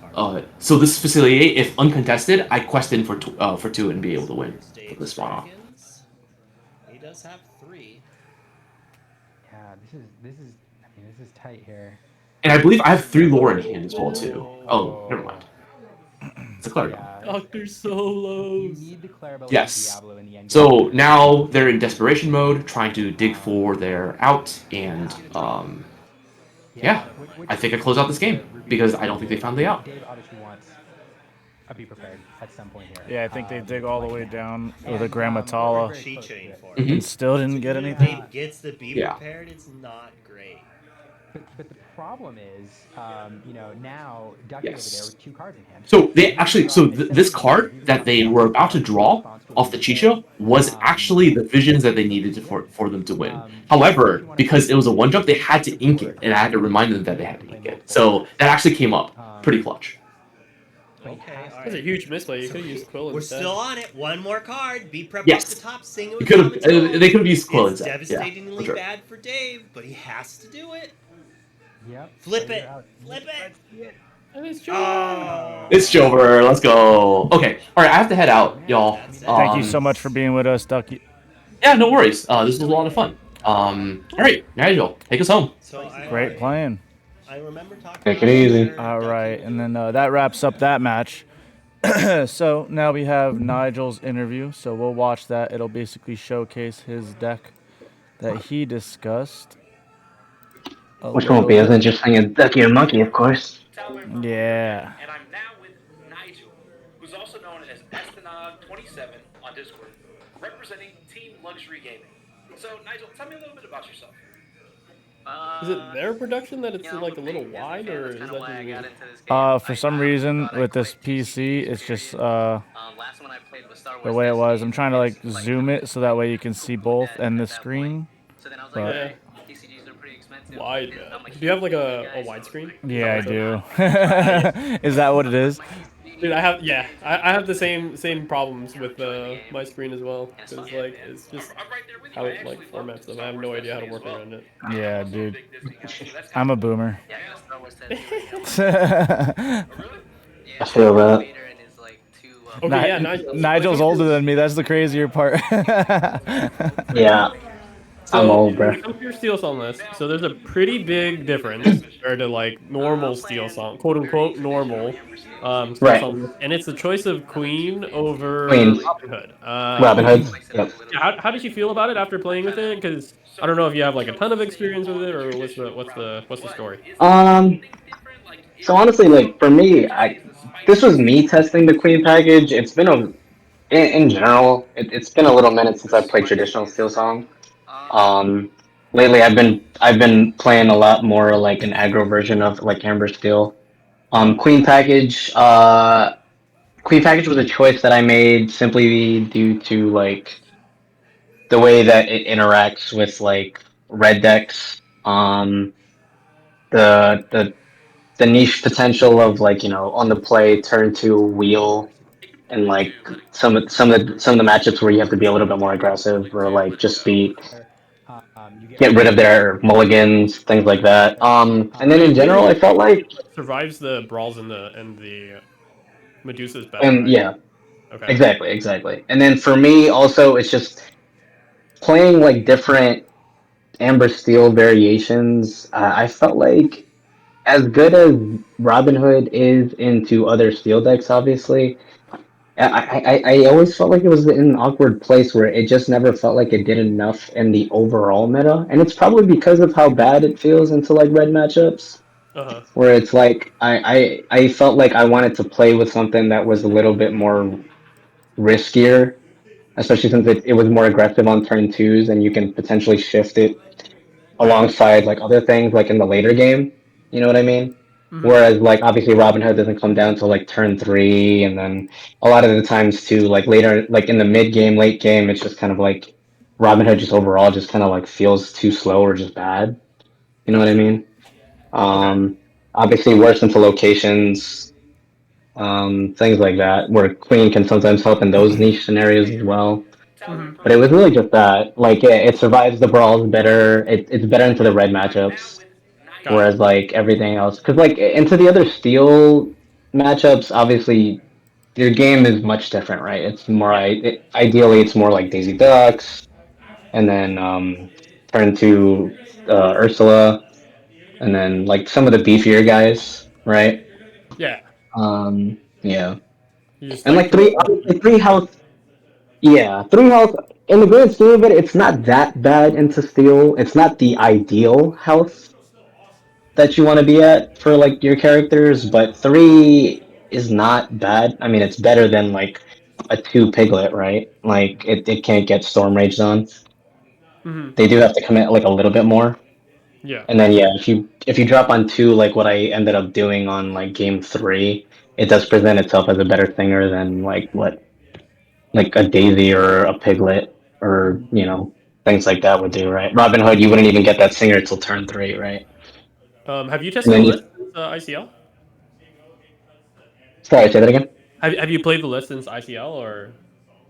No, not really. I didn't play any set champs over the weekend. I was busy with like other things. He was at Comic Um, Con. yeah, I was like Comic Con over the weekend. I was jelly. I was jelly. And honestly, like I'm not going to Seattle. Unfortunately, I do have like things that I'm doing this week. Um, I probably wouldn't even bring this deck to Seattle, to be perfectly honest. Like Uh-huh. I've kind of liked more aggressive Amber Steel decks more so than traditional. It's more like I think Boomy brought one to Vegas that he day two'd with, and I've liked variations that were a little bit more aggressive like that was. Like most recently what I've been toying with a lot is like Doc into Amber Steel, like in an Amber Steel shell that gets rid of like the need for Whole New World. And I've kind of like those variations because what I've noticed with like as bad as it might sound on paper to play an aggressive deck into steel decks, obviously the one benefit that Amber Steel has, just like any other deck, is just like it is of course the Pete on turn 3. And I've played like a lot of matches where and Oyo and like some other people that I've played with can like attest to this too, where like an aerial on turn 3 sometimes is okay, obviously, to find a song, but I kind of like going Pete on turn 3 more so than anything else in steel decks, because of the lack of grab your swords in the meta, Pete allows you to go turn 3 Pete and then turn 4 present like an even wider board that a lot of steel decks would have trouble trying to play catch up with, right? Gotcha. So then Gotcha. it's yeah. So Cool. I'd rather do that because yeah, I obviously you have Daisy, then turn 2 you have like me or something like that. Again, 3 health is not the easiest. And then turn 3, if you play a Pete, it's like they have to take a turn off. Even if they play an aerial to try to dig for a song, it's almost like they're taking a turn off, and then turn 4 you like go even wider, which I've kind of liked more into steel matchups as opposed to just traditional. I'm gonna play an aerial on turn 3. You know what I mean? That makes sense. I see a lot of lists cut. Like, tell me if I'm right or wrong, but cutting Ariel. Like they're trying to go more of the aggro package, and going wide. Right, right. So yeah, Arrows that's pretty more so hard what half the time, anyways, man. Yeah, we. yeah, It misses so often. Like seriously. yeah. Aerial is such a numbers game. Like you have to know. You have to like the good steel song players, and I'm not saying I'm like the best. I'm definitely not saying that at all. Like you really have to attribute the songs that you've seen, the songs that you could see, and like really know like, am I getting value off this aerial? Because if you're not, it feels the absolute worst, right? And a lot of times it feels so bad, which is why I've kind of liked more aggressive versions of it. And then like me trying to mess around with Doc is me trying to get rid of the need for Whole New World, so that when you play against the green decks, obviously Ursula doesn't come into play nearly as much, like at all. You know what I mean? Yeah. Um, yeah, and it's been okay because like the only problem is with the aggressive versions, the biggest weakness is probably green steel. But I would say that against most other decks into the meta, you have like very good game. Like you're aggressive enough to beat red purple. You're aggressive enough to even beat red blue, and then into steel like other steel song decks. Well, I wouldn't even really consider that a steel song deck, but into amber steel again. Like that game plan that I just said usually is just too overwhelming for like other steel decks to have to deal with. And you're not like But the as biggest all weakness is in, green steel. as we'll see later in the matchup, right? Like your list isn't as all in on the aggro game plan. Yeah, this one, like I said, this one was just purely traditional. This was me just trying to make a call into like what I figured TFM would play. I figured TFM would be playing meta decks, so then I was just like, I'm just gonna bring a traditional steel song, present like fun competitive matches against TFM, and just hope that I dodge like red blue. Like steel song can beat red blue. Obviously, it's incredibly unfavored. Every once in a while you can get there, and I've had my fair share where I've beaten red blue. They're very grindy, they're very tough, and that's also why the clean package was something that I was toying with on this one, because the Robin Hood package, like if so happens that I got paired up into the red blue, which ended up being Dave, um, the Robin Hoods would just be just not good enough like at all, and that would make just the matchup like much worse. For sure. Yeah. All right, well, let's start up your matches and let's see how you played out. And your opponent was, we're going to call him Rick Burns. Rick. So Good old Richard Burns. Richard Burns. So I brought a song about Old buddy, old pal, Richard Burns. We were like joking about it too. It was like, oh, It's just a lot more. it was always meant to be, huh? Oh, yeah. Oh, you all, Like you all- literally, you all yeah, didn't hear it, but we were in the Discord for this match, and Wonder's talking to us about setup and stuff like that, and he's talking about like moving or like what he's it's like. Okay, so I'm just gonna go ahead and take Dick down before the next match, and the entire call just started cracking up. Oh, but he loves it. So we know He loves those videos. He lives for will it. be no more Oh yeah. Sapphire. I think he wants to legally change his name to just flat out Dick. Yeah, that's it. We could still Okay, can we Comes- talk about your sweatshirt here, bro? Whose? Yeah. Oh, Your Nigel's, Mickey bro. is, like, Nigel's sweatshirt, like, I want that to be like an official Lux merch because, like, that sweatshirt, like, it looks like Mickey's playing right now. And we were talking about it, like, when you were playing, like, it was. I felt like you beat him down as if it was an episode of the South Park when he's beating up the Jonas Brothers, and Mickey's just like, "Don't disrespect me." Oh. You know, it's funny in hindsight. Now that I'm like watching the stream, like actually like fully watching it, the way because I'm like smaller and the way like where my hands are and where the hand is, it's almost like Mickey is looking at my hand. Yeah. He's telling you what to play. Like, don't play that card. Yeah.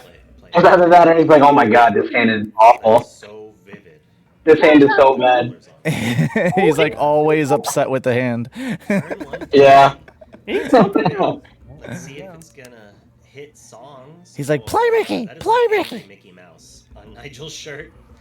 There you go. Wonderland comments on the shirt. Disappointed in the card that Oh, night. He goes, he's disappointed in the cards that are in his hand. Yeah, right. I see. I didn't even know that. Yeah, I'm just me watching it now because I haven't really watched this since. And looking at it now, the way where my hand is, it's like right in Mickey's line, which is hilarious. Yep. But I'm Now, since he played Daisy Duck, I do want to talk about this card. Do you think the hype for this card is, verified? I mean, like, when this card first came out, they said this card was meta changing, right? Do we think that Yeah. that accurate is statement now that we've had, Vegas and now we're heading to Seattle? Or do you think that this was just a overhyped card? No, I would definitely say that it's an incredibly impactful card. Like it's almost like it's at this point in a lot of Amber decks, it's just kind of a staple. You do have to be very picky in where you play Daisy though. That's the one tricky thing. Obviously, the problem with Daisy is like into a lot of Amethyst decks, you kind of give them more value than anything. So it's that's where I don't think it's as broken as I guess the hype was initially. Yeah, because sometimes some decks just get value over like from Daisy, right? like I also play Daisy in my list, and my opinion on this card has shifted so much over the course of the format. Because at first there Yeah. was so much hype around it, and everyone was like, "Oh, this is the most busted card," and then we played aggro, and we're like, "Everyone doesn't Yeah. feel that crazy." But like Yeah, now yeah. we're sitting here, I'm sitting here going like, "Thank God we have Daisy." Otherwise, Red Blue would just be all over us, right? Like I feel like Oh yeah, for Daisy is sure. like the last line of defense against like Red Blue just like destroying everyone and constantly taking like just grinding games out, and Daisy puts on that clock on them, which is a godsend. And I'll be honest with you, 100%. my Daisy's put in so much work, man. They're always hitting like stuff like brawls and like songs off the top of the deck, and I'm just like, that's not a cost at all, man. That's not a downside whatsoever. Exactly. Yeah. And that's the thing, right? Like if you're forcing like a red deck to brawl a Daisy on turn 3, as opposed to like developing or like if it's Ruby Amethyst like a Fox or anything else, you take that, right? Oh Like yeah. you're happy with that. And the other reason why I love her is that she sets up like she carries, because of the four butts, she carries so many of the amber cards super well. So like for example, Queen works better because we have Daisy, right? Like because you have a Hmm. body to like shove that attack on and actually go in with like a combat Daisy. Like it's obviously like the one of the best Rapunzel targets, right? Because everybody wants to kill Daisy. Exactly. Uh, Exactly. and there's so many like three attackers in the meta right now that like you can just punish them because you have Daisy on board, right? No, 100%. Yeah, card Yeah. just so good for. Twice as good. But it does set up things like Yeah, it's an incredibly strong card, and kind of like what Monkey said. In the grand scheme of it all, like now in hindsight, in terms of like how the meta has like shaped out, she probably was so necessary because otherwise some of these decks just would have absolutely no game and just could not exist in like the meta that we're in, Yeah. right? Like if Amber was just such a slower deck, then there's no way it could survive like the red blue onslaught, the other red like the other controlling matchups. Like Got it. Daisy So is it's just an necessary, but yeah, it's an unnecessary evil, or it's a necessary evil. I should say at this point. yeah, yeah. But she can be tricky to play with. You do have to know when she's like good to be used and when not to. Because It's again, you don't want to give an opponent too much value, right?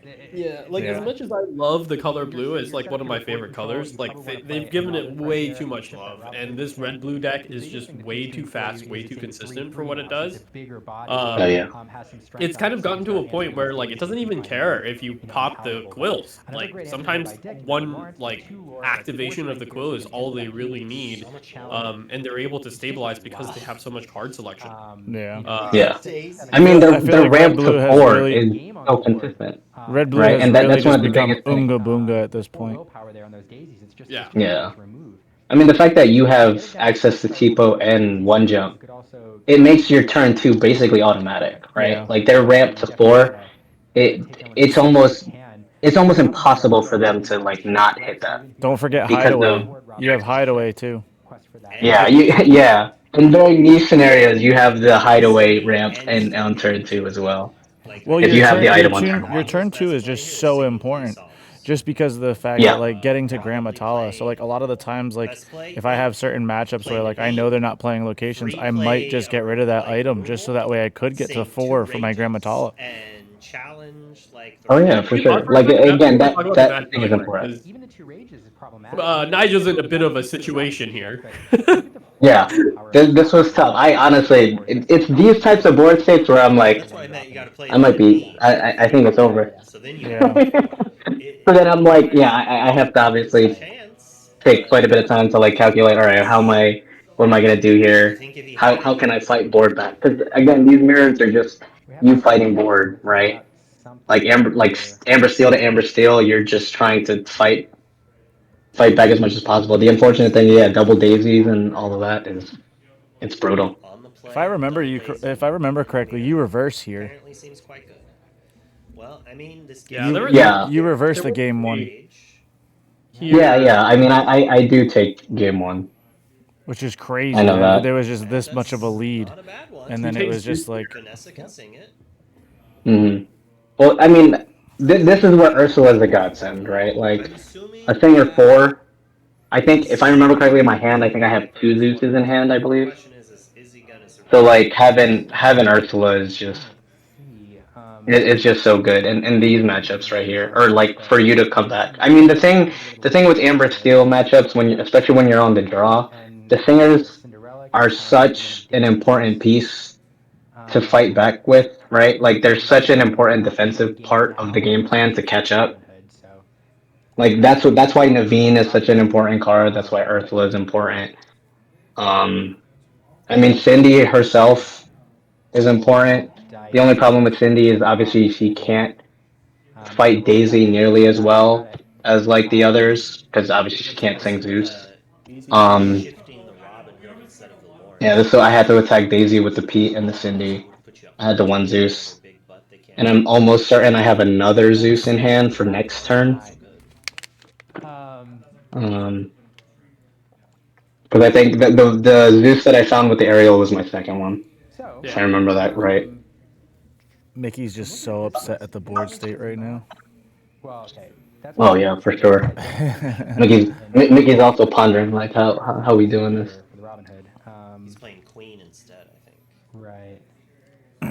So that is, I was trying to find differences earlier. I think that's the big difference is So he summoned the Cinderella at this point. Hood. But, oh man, Cinderella. No, he was inking out. I mean, Oh, it was inked. It was inked. Sorry, I just saw it. I just saw it standing there. I was like, huh? way high over the head. Two Zeus's. Yeah, he hard casted them. Ariel. Threw me for a loop. All right. So that felt good. I was like, oh, that's Oh, you nice were for me. like, The yeah, fact that he baby. didn't develop. Yeah, I was like, okay, Down. okay, we're back in this now.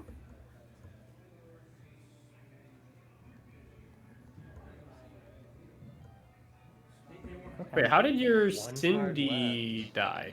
He attacked into her. I mean, there's a weird world. I It don't had, think it had one damage already on it. That- It had one damage Yeah. already. Oh, he attacked it with the Daisy and then quested with the Pete? No, he used Daisy and he used Cindy and the Pete to kill off the one Daisy for Dick, and then he just challenged it back. I'm talking about from Dick's side.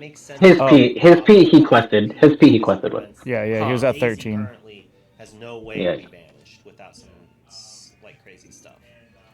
But one card in hand versus a grip. Yeah, this. I mean, it's an interesting choice. I'm trying to math my way through this. I mean, without playing flutes, obviously, especially against Steel Song, which can start, using the world and has a number of different songs we can control the board. And there we saw the Naveen come down with the Along Came Zeus to remove the Daisy. Even Yeah, this is obviously where I felt I felt a little bit more you get to a point where okay about where we were going. removal options, especially if they have singers on board and there's just nothing you can do. So I kind of understand the desire to. But 14 is still pretty scary. I mean, Especially when you have he obviously. No, Yeah, exactly. it doesn't feel good losing control of the board. He obviously got a lot of lore already on hand, so now it's like I have to make sure that we're kind of just staying at this impasse here at 14, probably 15 next turn. Only worlding into a world in which your opponent, another Steel Song deck, has two powerful singers on the board, just doesn't feel great. Well, Smee's not bad. It's a 2-lore threat. Smee is not bad. Smee is not bad. I mean, it has to be dealt with, or you really want to deal with it this turn, and having 3 in the willpower line makes it not removable to let the Storm Rage on, of which you're most likely running 4 here. So, Strength of Raging Fire, Along Came Zeus are still answers, but we've seen Along Came Zeus played already. So It's so crazy that it's been only 1 year of Lorcana. Ariel's good. 1 I year. know. So it's been like a year and like 3-4 months almost. No, about 3 months. At least 2-3 years. It's crazy. I don't know. Yeah, it feels like. Yeah. Not a whole With the way that we have like how it's shifted since set 1. Even though like some of the decks obviously still exist the way that they are, most of them have changed. Like obviously Red Purple has been a deck since set 1, but now it's like a much different deck than it was back in the day, right? I mean, dude, even Still songs, same thing. the Stitch set champions just feels so long ago. Yes, yeah, I agree. Oh, yeah. I agree with that. Dick For can sure. draw into. So, Yeah, chat, just so double you guys know, we have another one of our team and members, Piglet, Jonathan Ball, right? So he's aka Warp representing 3000, 5, who just 6, joined 7 our mana. So he's got chat. a 3-turn clock, I just wanted to give him a quick but only one introduction, card. and I'll let him take it away whenever he's ready. It's anyone's game.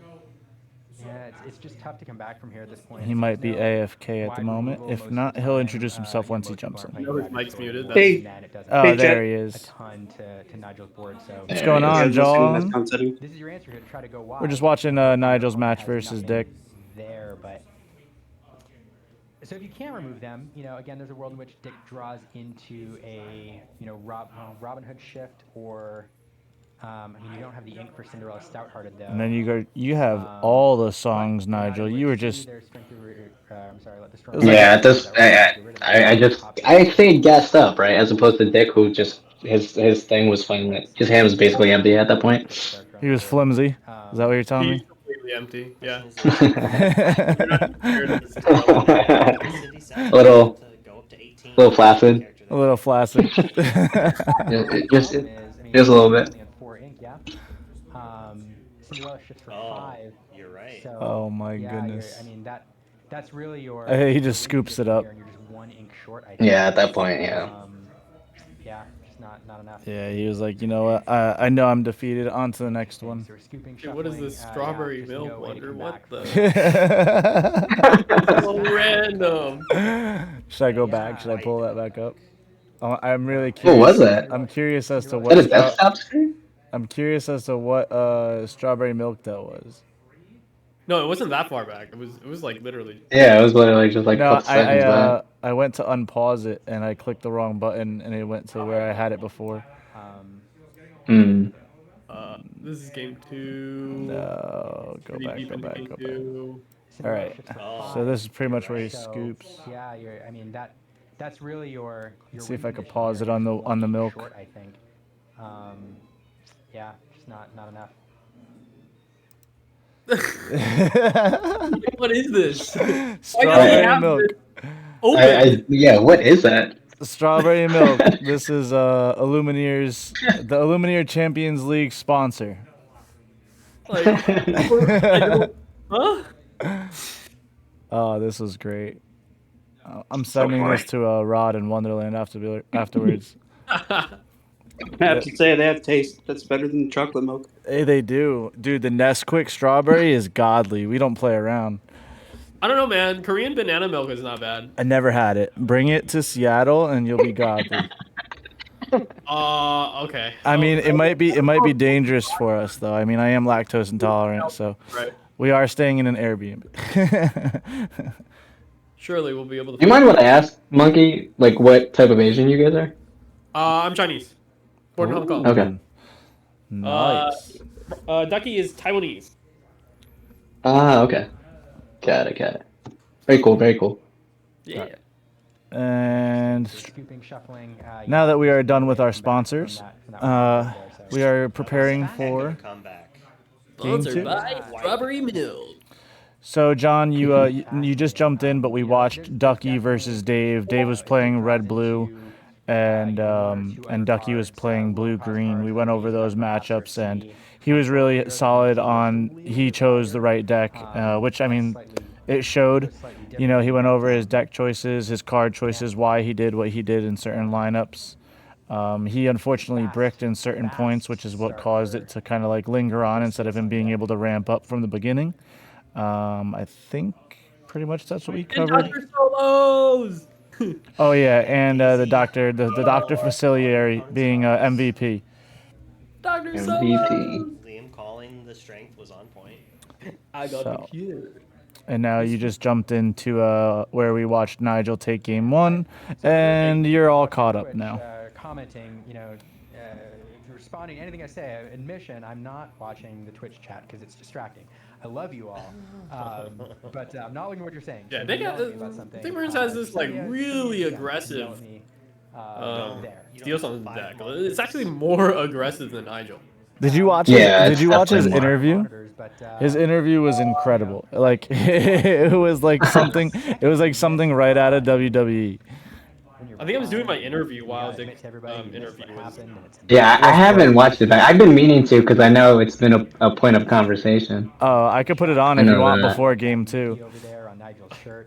Yeah, you should play the interview. All right, hold on. Let's put that on. So remember 128.39. Hold on, I'll write that down actually. I mean, 128. it obviously wouldn't surprise me. Literally through the matches, like me and Dick were just like having combos. It's obviously been a while since like I've seen Dick or played with Dick. Okay, But so yeah, he was even surprised I was even playing Steel Song. it Pulling a wonder looks like they didn't send me that actually. I only have the luxury ones. The luxury ones. Yeah, they didn't send me all of them. All right, just kidding. It I'm looks sure. like- I'm sure we'll play in the stream. Oh yeah, probably actually at the end. So you do have to comment on Dick's riffle shuffling there. You don't, I was playing with. I think that the VOD's also still up too. This on is Wonders. this is the full VOD, yeah. Deck is almost completely foil. Oh, that is the full VOD. Okay, Yeah, I thought they clicked. Okay. That's where I got this. They only sent me the clips of it's a heck of a way to of the luxury players' interviews, and then they were like use Gotcha. the full VOD. I was like, okay. Gotcha. But yeah, even like literally turn 1 when I played down that Cindy, Dick was like shocked. He already took like a step back and he was like, "Whoa, I didn't think you would be playing that." He anticipated I was gonna play some sort of Sapphire deck. I mean, well, when he was in New Jersey, Yeah. that's pretty much all you played. Yeah, but like in general, so I tend to play like a lot of different stuff, like all the time. I think last time Dick said the last thing he saw me play was Sap Steel, but literally every set chance that I've played in, I've played a different deck. And then in weeklies over at Nick's shop, I literally play like all kinds of stuff. I've even seen you play blue green. Like I've seen you play everything. Oh yeah. Well, because I love Scrooge McDuck. That's why I love the fact that like Ducky was playing Scrooge. I love that card. Yeah. I love Scrooge McDuck. Like in one of Nick's tournaments, I was playing McDuck Manor and Scrooge, and I was like, yeah, I'm gonna put Scrooge McDuck in his manor for one. And then you won, and you're like, I should have put him in the manor just to say I did it. Yeah. That's what I'm saying. I remember that. Like, I love Scrooge. Yeah. Yeah, no. Unironically, at Vegas, like the Prove main me wrong. like method of us like stabilizing with that blue green deck was Tipo into Scrooge. Like if we didn't hit Tipo, Oh, yeah. we like died. Yeah, no, I love Scrooge. Obviously, like, kind of like what Ducky was saying earlier. He's quest for 2. He's a 5/5. He's a big old body. Like, he's The no joke, sponsor's right? back.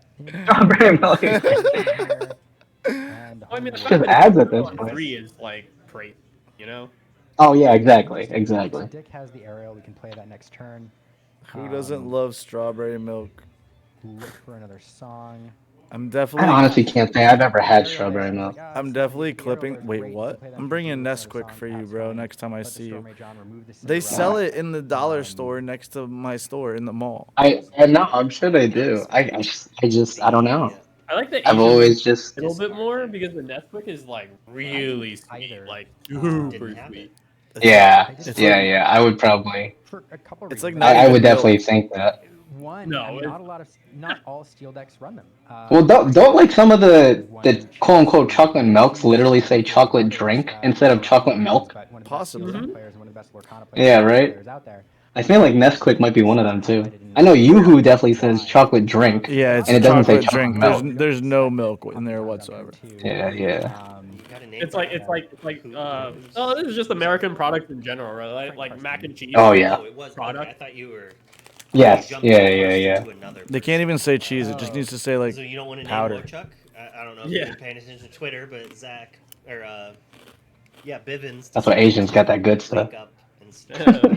I bet, dude. I want to go to Japan publicly so bad. saying That Wochuk is the best. Well, they really got the crazy stuff there. I want to go to Korea since we were talking about Korean banana milk. I haven't been there yet. I mean, it's been a while. I was there for like a day, like a couple months ago. It's pretty sweet. So I mean, I'm not gonna be. Wow, like, just a day? We were there for like Oh, a was late. it like? Still hurts to hear. Oh, it was a layover. Okay, okay. I was gonna say you weren't just It was like flying a there just for a day. That's insane. Let's take down that I'd be like, dude, you business. got money like that, bro? Like, Get that Yeah, right. Just like a quick trip we were in just the for Asia fun. for the wedding, and my Cindy parents like did Daisy like this take out huge. his Cindy. We went to then like his 6 different cities in Smee like would take 3 weeks, out the dude. It was Daisy. crazy, Get and it 2 was damage on it, stressful. and then It was offer the nuts, actually. aerial It sing was to fun, remove but Smee, or very, Rapunzel very come crazy. down and draw 2. And Burns did not take it. Oh, I hear Also, I'm sure you're gonna talk about this later, Monkey. But do you play Pixelboard Connect a lot? I do like internal testing. Like I'll play against the Right. team. Because I will say, like, playing in this tournament, since I like basically never have, like, having to do this, like having to bookkeep like multiple things at once, kind of like sent me out of whack. Yeah, it was pretty Where bad. I was like, yeah, like I'm not gonna like say excuses or anything, but like one of the attributes to the game 3 mistake was just like literally also that too. Like I'm in my head, I'm thinking about my future turns, but then also thinking about the fact that I have to bookkeep everything, Yeah, so much and I pressure. like that. Yeah, like that, and that's like a mental block for me, where it's just like intuitively, if I'm just playing like my stuff and having to worry about my stuff and like my opponent, I'm cool with that. Like it But was. like having to bookkeep things, I'm just like I think there was a few times where like I missed pressing the ink button, like to increase that, and I'm just like. Oh, dude, same. And then The, like, in the middle of it, I was like, thank God I never forgot the lower part, because I was like, what if I mess up on there too? And I'm like, Like, dude, for you like know the what I first, mean? first half of game 1 for me, I just completely forgot about like both of us, both my opponent and I. We just completely forgot about like the inking on and passing turns on Yeah. Pixelborn, and we were just like, On the Pixelborn? Very Yeah, yeah. similar to what we saw last game. Yeah. The difference is when we were at the spot last game. Yeah, that's where it like 13 or 14. it becomes like less smooth for me, like having to worry about the bookkeeping aspect of it. no, I feel I mean, that. again, I'm not putting out excuses or anything like that, but it's, I mean, it's not as it wasn't as intuitive for me as it was for Like, like don't worry, you're probably fine. other people. Yeah, yeah, yeah. Pete coming down. Is that a D23, or is that that's it? The day 2 promo. I think that's the day 2 promo. That's the I mean, promo or the prize wall. yeah, this game is just pretty much the mirror. Really sad. Still just fighting board, right? Until I'm sorry. It's you could technically. honestly, until somebody like kind of hiccups, and eventually I definitely will hiccup later. Rude. Maybe I shouldn't do the wants. You were doing it for me. You were doing it for me. That's true. Man. I'm a Discord Luddite. All right, so Dick going wide here, dropping everything on the board. Again, an interesting choice because oh no, he does have one card in hand. I was gonna say,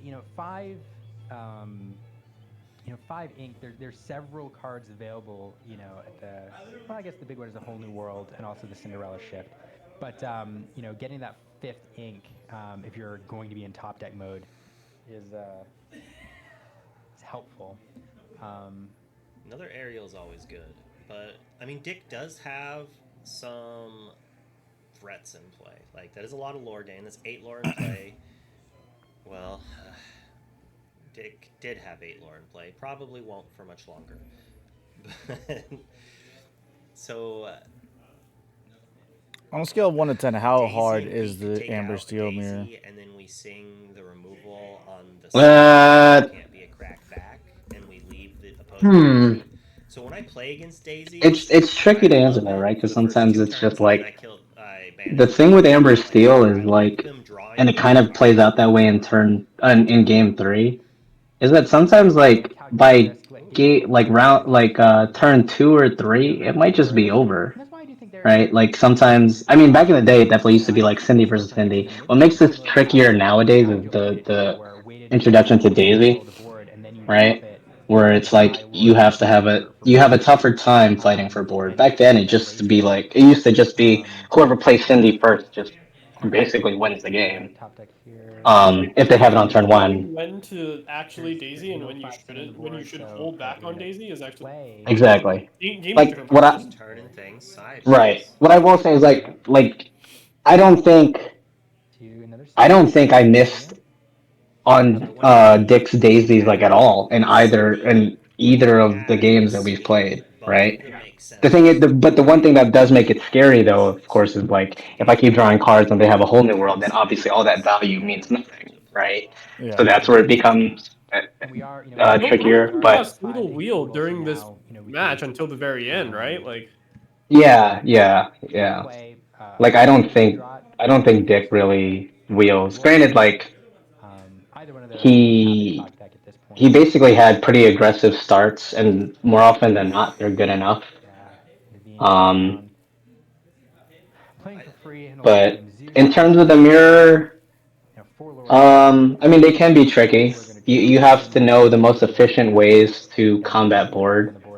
No quest. And then just kind of like what Monkey was saying too, if you're the aggressor, you also have to know like, is my Daisy getting value or is my Daisy starting to give them more value? wait, can we pause Right? for a You second? have to pick those spots. You want Yeah. to pause?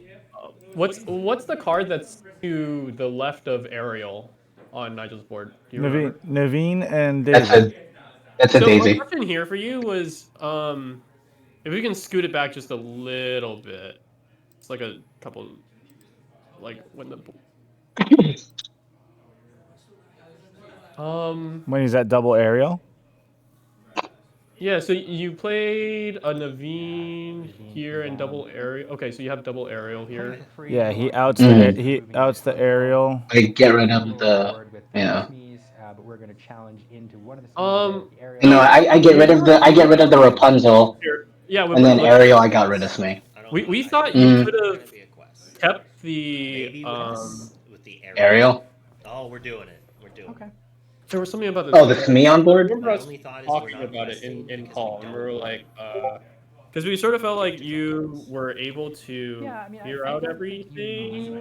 Here, what is Dick in a top deck? Maybe I'm the just ideal card. Is that there was a point in time in this game where we're kind of like question marking in call, and I thought it was this turn. Maybe it was this turn. Maybe it was a different turn. Tinkerbell, I don't know if Dick's running Tinkerbell, is he? I saw him ink one in the first game. I'm pretty sure. Tinkerbell would be I assume this turn. So this is where I know he has Big Cindy in hand. And this is where it terrifies me. Yeah. Because he's at 14, and I know in his hand is Big Cindy. Yeah. Like I'm making the call that's what's there. The way that obviously he inked the Ursula and just passed, right? And I think in my hand at this point is a Naveen and 2 whole new worlds. And then maybe whatever it is that I'm about to ink, which I want to say is Rapunzel. So maybe this is the turn you're talking about? You want, where you can immediately dump most of your hand with the singers in play. And so for Dick, even though, drawing into a whole new world and refilling his hand, it feels good in the moment. Oh no, it's Cindy. Can do, in this case, like 4 and then that's when I Naveen. Yeah, because like I know that the Big Cindy is in his hand. And I don't have enough on board and enough control in my hand to like fight that back. So then that's when I wield, right? Yeah, I think that's correct. Boom, baby! The power Yeah. of being able to unmute or undeafen and redeafen. The only unfortunate thing was my wheel turned out to be all characters. As I talked about that, Yeah. we watched the whole new world. Yeah. Nigel. So then I was just like, well, I can't even get rid of this to me, unfortunately. Like, Oh, why did not you with the phone. Naveen in here instead of the aerial? Many things with his hand. Oh, that's the exact thing we were talking about. And the call was keeping the Naveen. Yeah. That's It's gonna be hard. that one's definitely a misplay for sure. It's a challenge. There's another one I can't remember. I remember us like, Naveen, being like why didn't you target this and like, me defeat. or something? And like, Not let you kept something Nigel alive, and we're kind of like I feel like sing you a could have bunch of worked removal. here, but To all the Well, new before guys that, that just jumped it in the wasn't chat, thanks for supposed to joining be. us. We're just recapping the Illumineers No, they're not. Champions League. This is you called it. You'd love to have. If you have any questions, feel free to throw them in. We'll discuss them. Yeah, I mean, it's definitely still in this game, but you're going to need a turn like this one to kind of set yourself up. Oh, this is where he went wide. This is when he goes wide. He plays like, yeah. If either Robin or like Let's look to see. And then this is where eventually we talk about the other misplay that I have. I know that. How much removal Yeah. Nigel has available here because And like, those free I'll say that lines. the reason why So, I'll talk about this now, so we don't have to pause it. yeah, The reason why I eventually have the misplay where I don't crash into that Cindy is literally just me having tunnel vision. I'm like staring at the two Robin Hoods, and I haven't seen a big Robin Hood at all. So then I was like, and I had already seen a big Cindy, Only has 2 like in that game. Cindy's. So then in my head, I was playing the numbers to the Robin Hood, and I was like, obviously, like this turn right now, I was like, I eventually I go wide here because I'm like, obviously, if he has like big Robin Hood to shift on, it's game over anyway. Turns out he doesn't have it, so then I have another turn, Well, and I mean, then that's not true, right? Because if he has he has to have 2 big Robin Hoods, right? 2, 3, 4, 5. No, it's 6. Maybe gonna run away with Well, it there, you're killing one of the 3 1-drop.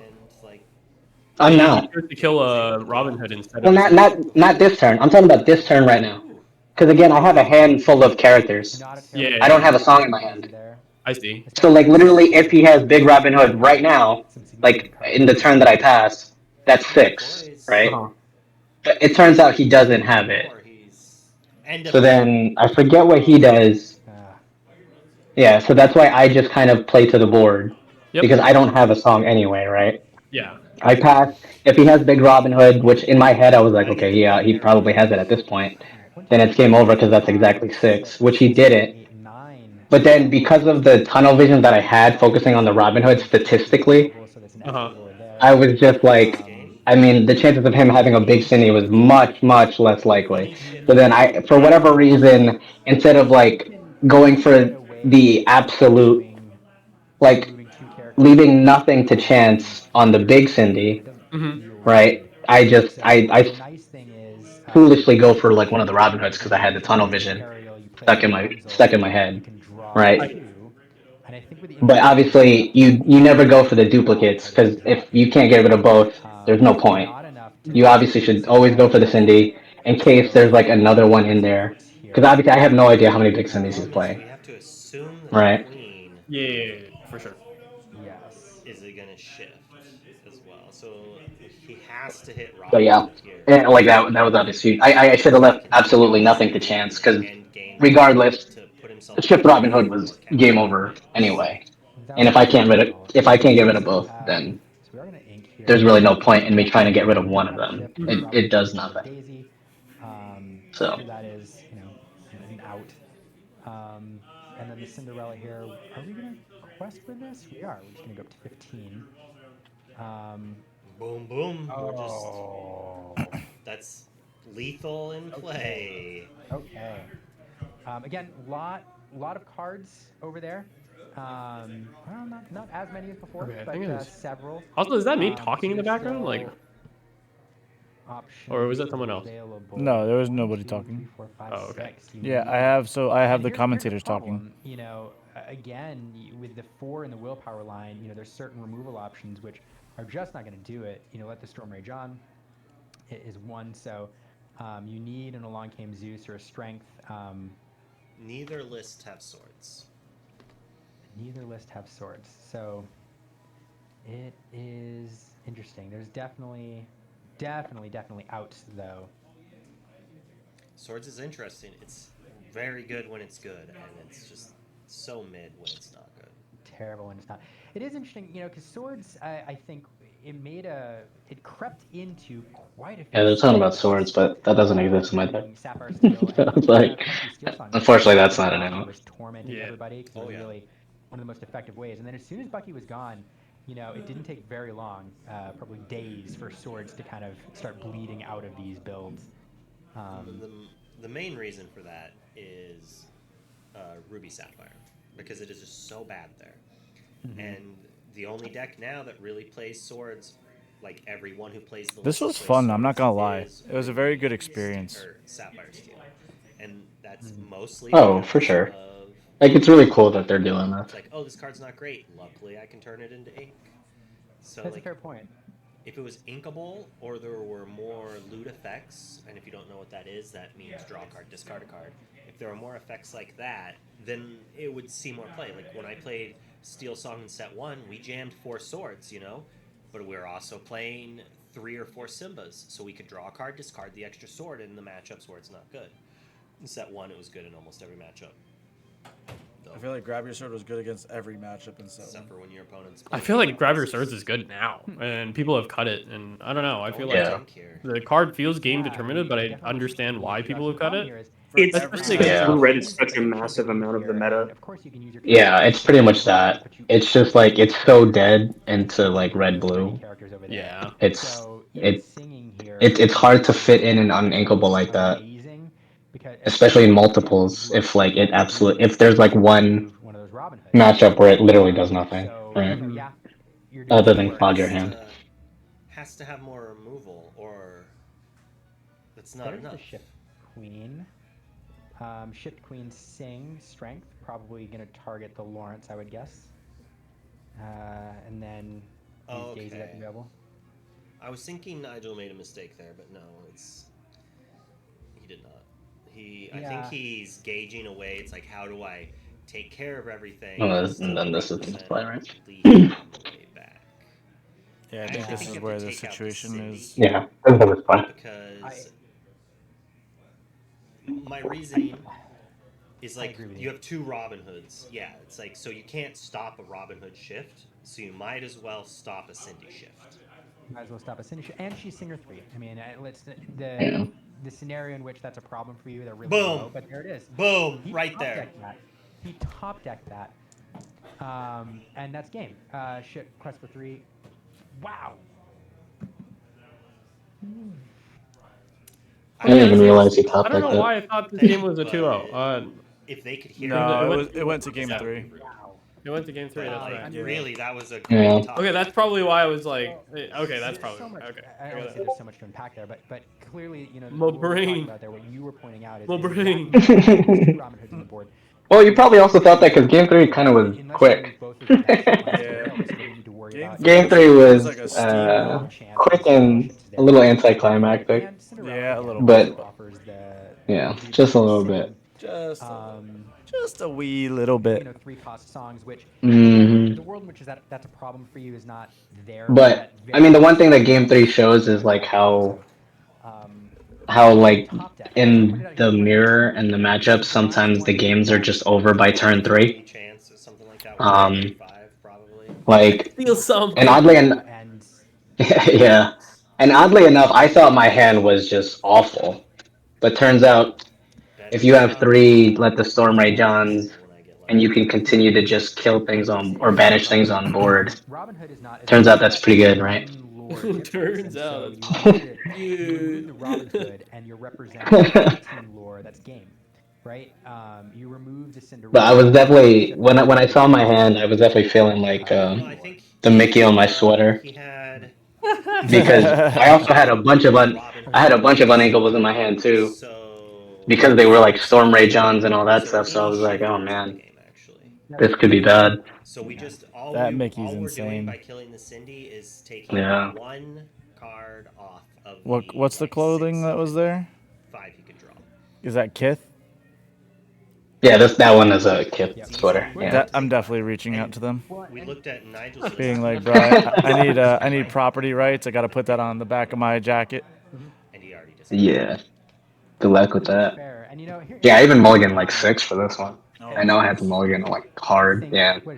And even still, like I flipped up on my hand, I was like, well, cool. This could get really bad. Right, you and I aren't having this conversation right now. We're like, oh man, we, you know, game's over. Because I kind of wanted to do what Dick did to me, like play some daisies, right, and just like let it go out of hand. But yeah, this was the first time you were going first. Exactly. One of the things about this deck, and So I was like, well, decks like, you know, I want to say the only thing I kept in hand was I think Small Queen, literally just for potential ink or the chance of like the shift. Yeah, exactly. 10, 15 cards in his deck already. They just sent to the bottom. So what do you like? What's a normal mulligan like for you? Like, what is it that you're shooting for normally when you see your hand? Are you just trying to hit curve? And what is the curve for your list? So usually it depends if you're on the play or on the draw, right? Like if you're on the draw, more often than not, you're looking for your singers. That's just the thing. That's So like, you're trying to bing, bing, find bing, bing, Cindy bing, turn Dick's like, he's 1, like, Ursula oh, turn there's a 2, 20% chance we win the things like game. that. Let's go, let's go, let's go. When you're on the play, you kind of just want to be aggressive. Ideally against like a steel deck, you want to go like runner daisies, right? Turn 2, Queen. Maybe Smeeze, Lawrence, Pete for sure. Because again, like what I described earlier, like playing a Pete on turn 3 and it kind of help you protect your board and continue to go wide. That's just kind of good. Like they're just usually at a standstill. Oh man, triple storm. That's Yeah, you opened 3 storm, which is savage. Yeah, that's what I'm saying. Yeah, I was like, well, it turns out my very awkward hand is pretty good. If like I'm just gonna banish everything, then I'm like, okay. You look stressed. Right, chat. Yeah, because I genuinely felt like my hand might just be awful. Do you do it, Nigel? Bless you. I think I was also scared I wouldn't have an ink next turn too. That was also my fear. Yeah, I exert both. Because I wanted to make sure I could play the Naveen. Yeah, and I will say that. Because again, I have Naveen, Zeus in hand. I have so many unequals in my hand. For observers and for everybody, when the game state is understood by everybody playing and watching, and whether that's the number of ink in your inkwell, whether that's the number of cards in your hand, or whether or not it's a card that's been shifted. And so I don't hate this because it is reminding everybody playing that there's. I mean, Dick says this later, but he said that literally by this turn or the turn before, he would have conceded. I think the turn before, he said in a tournament, he would have just conceded already. A great job. Yeah, of showing it's like people really why hard they're to Yeah. test in this position.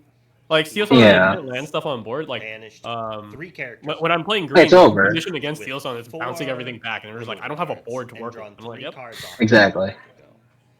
I mean, in a lot of those decks, right? It's like especially like Steel Song. It's just the singers, right? Like they're so important to the game plan. You need them to stick to like allow you to literally do anything. Yep. But it's gonna be an uphill battle. I'm sitting here Then I think, yeah. back with like your welcomes and shit and stuff. And, Yeah. and they're like, I can't play the game. I'm like, yeah, you don't get to keep your board against. Anybody that Exactly. wants to build a board. I think Dick said like, Like Steel Song, absolutely. yeah, I think in his hand is probably 2 whole new worlds, maybe. Multiple removal options like that, and just keep things under control. And that's one of the reasons that Lucas Storm Rage, by the way, is just bonkers good. I mean, not only is it removal, Double but whole new world in in hand. theory, you know, with a lot of I believe so, yeah. cards, That's Steel Song, baby. Yeah, exactly, right. It's also a very high roll deck as well. Like seriously, the deck Like- auto wins some games and just loses to itself. Just Like insane. yeah, So Exactly. variance Yeah. is For sure. crazy. to something, you're drawing a card. For sure. Like It's definitely one of the few decks that are very prone to just it beating itself up. And that's why me and Ducky have never really invested any time into playing Steel Song. I mean, isn't that Mhm. Because we just hate that, honestly. Yeah, we Steel just like Song, hate I, like you know, to use what the Storm Rage on is seeing double wheel and like wanting this is to the off perfect spot to ourselves. use it. Like Just cry? so Yeah. It's not. No, I'm with you. Like that's why I don't even really play traditional Steel Song anymore. Like this was literally the first time in God knows how long that I've played it.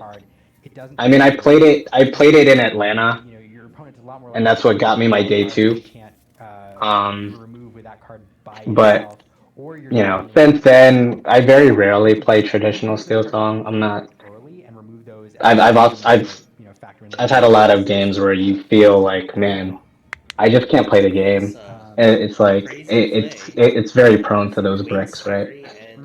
Like Queen being in play means. But when it's good, obviously it's very good. I mean, I think that is also oddly enough the appeal to bringing it to like a DLC.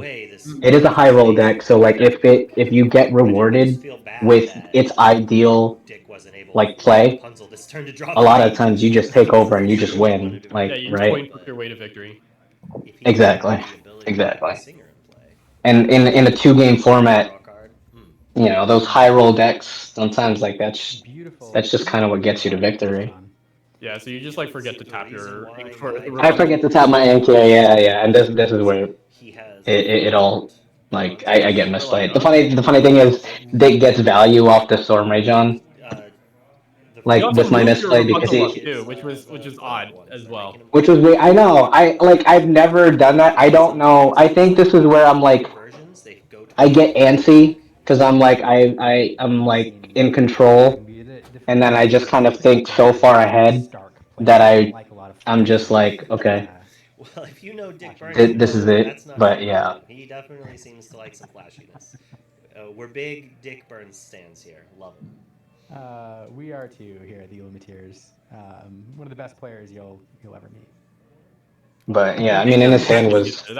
That's also yeah, kind of like wild part. Like he Dick didn't doesn't catch like it either. see this and go, oh wait. He's one of the best people. That's why even when Wonder came in and he asked, Dick wasn't even sure either because he was just like, I think Dick was so I checked don't out of this remember. game already. Like, Yeah, Oh, for sure, for sure, he for was sure. 100% checked out at that point. Like there was nothing he could do. Yeah, Great. Anyway, great team. yeah, right. Like again, like oddly enough, he kind of got value off the Storm Mage on because he got to actually banish something. What he needs, but Because otherwise, in that turn, like if you use the Storm Mage on any of the other characters, it doesn't really do anything. yeah, Like on yeah. Rapunzel, Naveen, or Ariel.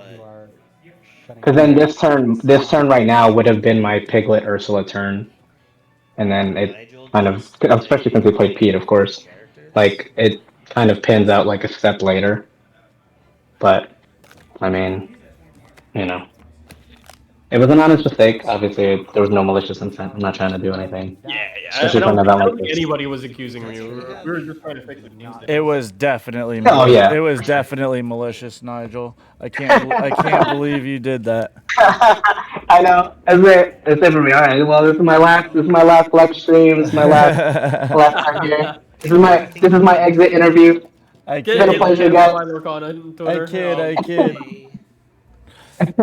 It was only a joke. Getting canceled speed run. Rapunzel and Getting canceled speed run. That's Played crazy. Rapunzel and Elsa at the same turn, though, correct? Because that's 6 ink, and he's But yeah, and obviously, like, yeah, it was all love between me and Dick too, and obviously Dick backed it too. Obviously, he knows like I would never All do right, that hold to on a him. second. We got a question. But Nigel, how much ink do you have? I only have 5. Did you play Rapunzel and Vanessa on the same turn? Good. Yeah. So like yeah, and then this is where it happens. we could just like skip Like, this. My channel. I'm gonna pause it. But yeah, I'm gonna go to the clip. that's it. And then Sadly, now, mine's not as interesting as Ducking Monkeys. now I gotta go. I like this. Be able to open So many moves. Yeah, that love. that. So Yeah, there's to play another one if you can. We And then he shows. I don't. I Literally, actually don't Dick is really literally Just the wheel. scooping up. He's like, I had double wheel. Like I wasn't winning this. Like, Yeah, there's Yeah. right, like, situation. He's like, this is. The Forbidden Mountain. Dave, tell me a little bit. He even rips like a bare necessities apart. Yeah. I don't know if they put that on stream or not, but Yeah. he like did. literally rips that card. Yeah. Oh, actually, I could probably find that.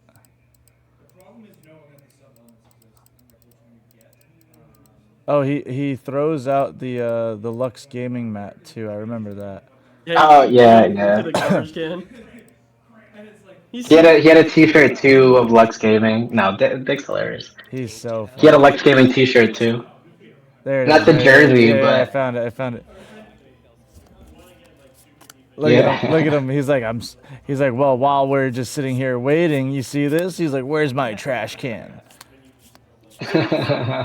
Oh, it's a Power Rangers one. Whap. Alright, 1 second. yeah. Tosses it in the trash.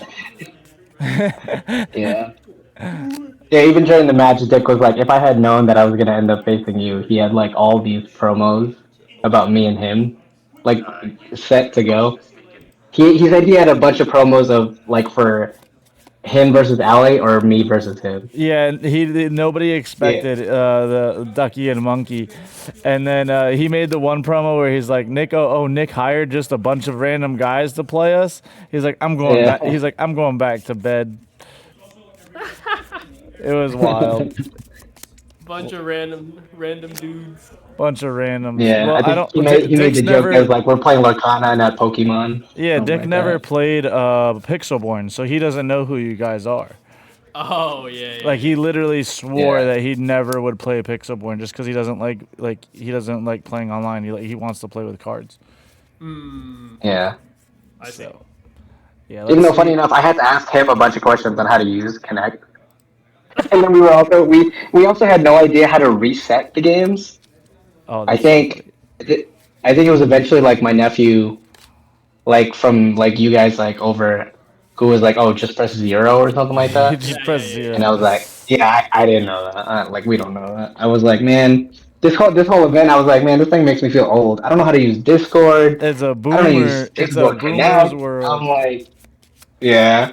I'm like, this is too advanced for me apparently. We're getting to that age. Yeah, I found Dick's interview, so let's see how he is on this.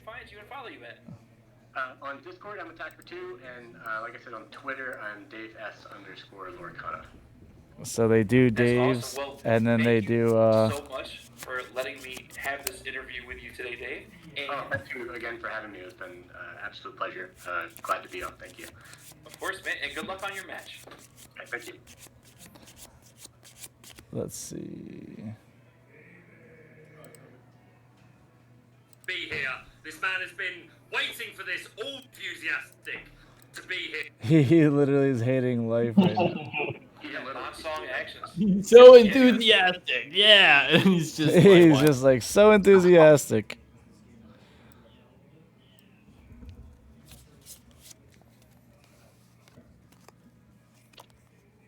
They're both muted. I don't think they realize it. And they're like, let's just cut to the next interview in the meantime. Welcome back. His laugh My name is Baker. a This time I am joined by a That's guest I know crazy. is is crazy. Yeah, he has such like a deep This man has voice. been waiting for this all day. Dick looks like he hates himself. The only And this is before the match. He's like, I hate this shit.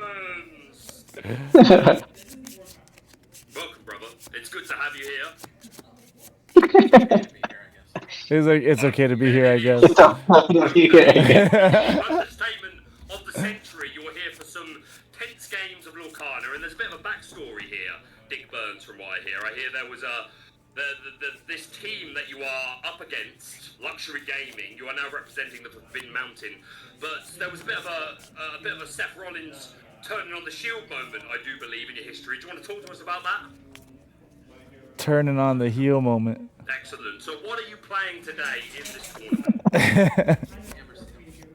Amber Steel, excellent. And what is it you like about Amber Steel? Why have you brought it today? The team told me I had to play it. The team told me I had to play. So do you find your team force you into your deck choices quite a lot? Or is it motivation? Every DLC, I don't get a choice. He's like, every DLC, I don't get a choice. This is what we put together for you. You don't get a choice in the matter. Doesn't get a You're lucky choice. to be here, to be honest. Funny. So this deck, have you played it before? Are you an experienced Steel Song pilot? Yes. You are. What is it you like about Steel Song? What is a card in the deck that you think is your favourite? An interaction in the deck, maybe a combo that you particularly enjoy? He literally hates I like this. a whole new world because everyone complains when you win with it. I like a whole new world because everyone complains. You absolutely love it. Dick, are you a Disney fan? No, I much prefer Universal.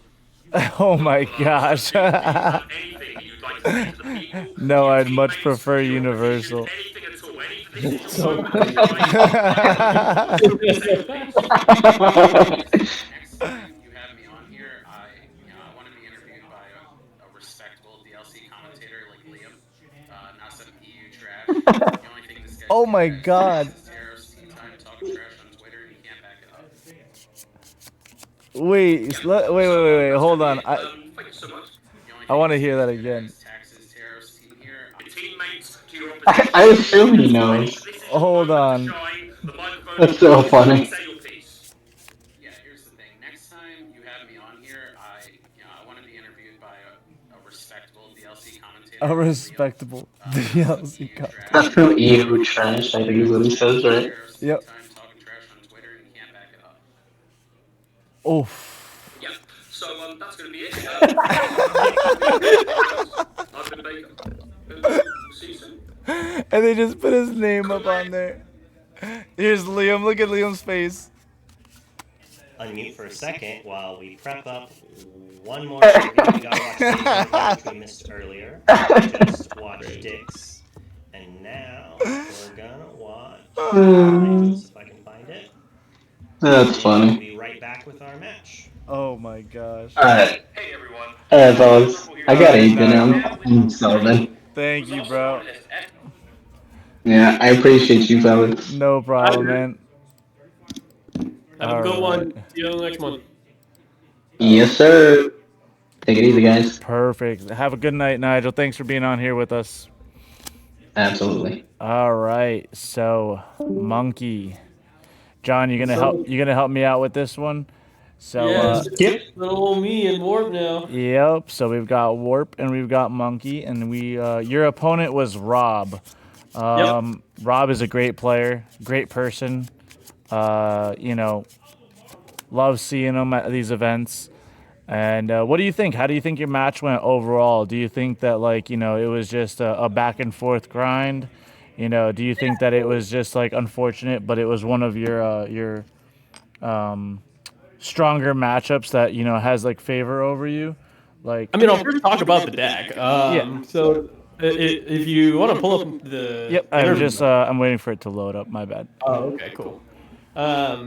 So the deck that I brought for this event was a yellow-green, and we call it the Barnyard Turbo. It's got cards like Hero and Zero to Hero in it, and it's the goal of this deck is to get out Clarabelle on turn 3 and draw a million cards and just tempo your opponent out of the game. And so in this particular matchup, I ended up playing against Rob, who was on red purple, but it was the new spice of red purple. Kind of, I think it's been popularized by Ed Chu, who's a Bay Area local. He's running Finders Keepers. He calls the deck Lady Finders. And so I didn't realize at the time that this was Ed's sort of sauce, but he posted on Twitter, and Finders Keepers has kind of become very popular with the red purple players after that. So didn't expect to see it. The funny thing is that Finders Keepers is actually super bad into my deck because it's so minus tempo. You're drawing up 3 cards. It's great against every other deck except for Clarabelle, because Clarabelle just sits there and is like, oh, you're gonna draw 3 cards? I'm down. Like, I'm drawing 3 cards too. Like, so it actually worked out really, really well in terms of matchup. Normally against red purple, it's relatively even. I think it's more dependent on how strong my hands are rather than anything else, because red purple is very consistent. There are games where I just blow out red purple and they can't really do much about it, and there are games that I don't really get off to the races, and I can't push red purple out of the game. So I'd say it's very heavily draw dependent on my side.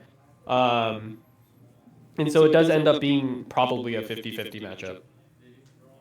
Okay. And do you think that this was the right choice to bring in? Is this a deck that you've been working on? Is this just something you brewed up for the ICL? Well, originally we wanted to play this for Seattle, actually. But after testing and not doing so hot into red-blue, the most popular deck of the format, we were kind of like, you know what? This probably isn't the play for Seattle. And so coming into ICL, knowing that there wouldn't be any deck type repeats, and we're kind of like, we're just going to roll dice, maybe I'll dodge red-blue, and I'll play against anything else that I have serious game against. We were like, it's number one, super fun deck. I mean, like, it's fun to play, it's fun to watch, it's so far out there, and it's a content deck, right? And for those reasons, like, that's why I felt like this was the best choice, right? Like, I felt like this is so much better than bringing. I mean, we're not playing for anything, really, right? Like, even in this context, we weren't playing for anything because Lux already won 2-0. Yeah, it was just a third game to play for fun. Yeah, so no, the deck was awesome. Like, chat really popped off when they saw it in action. Casters were constantly scratching their heads, going like, "What the hell is in this deck? Like, what is he doing? Oh my god! Like, dude, what happened to his board? Right? Like, things like that, and just it was a really fun experience." Well, let's get into that experience and let's pull up the match. So, any thoughts on this deck, Warp? after seeing the Yeah, did you there was no BR guest, correct? That I saw? There is. There is, okay, I must have missed it then. Yeah, Yeah, that super deck was super very deck. interesting.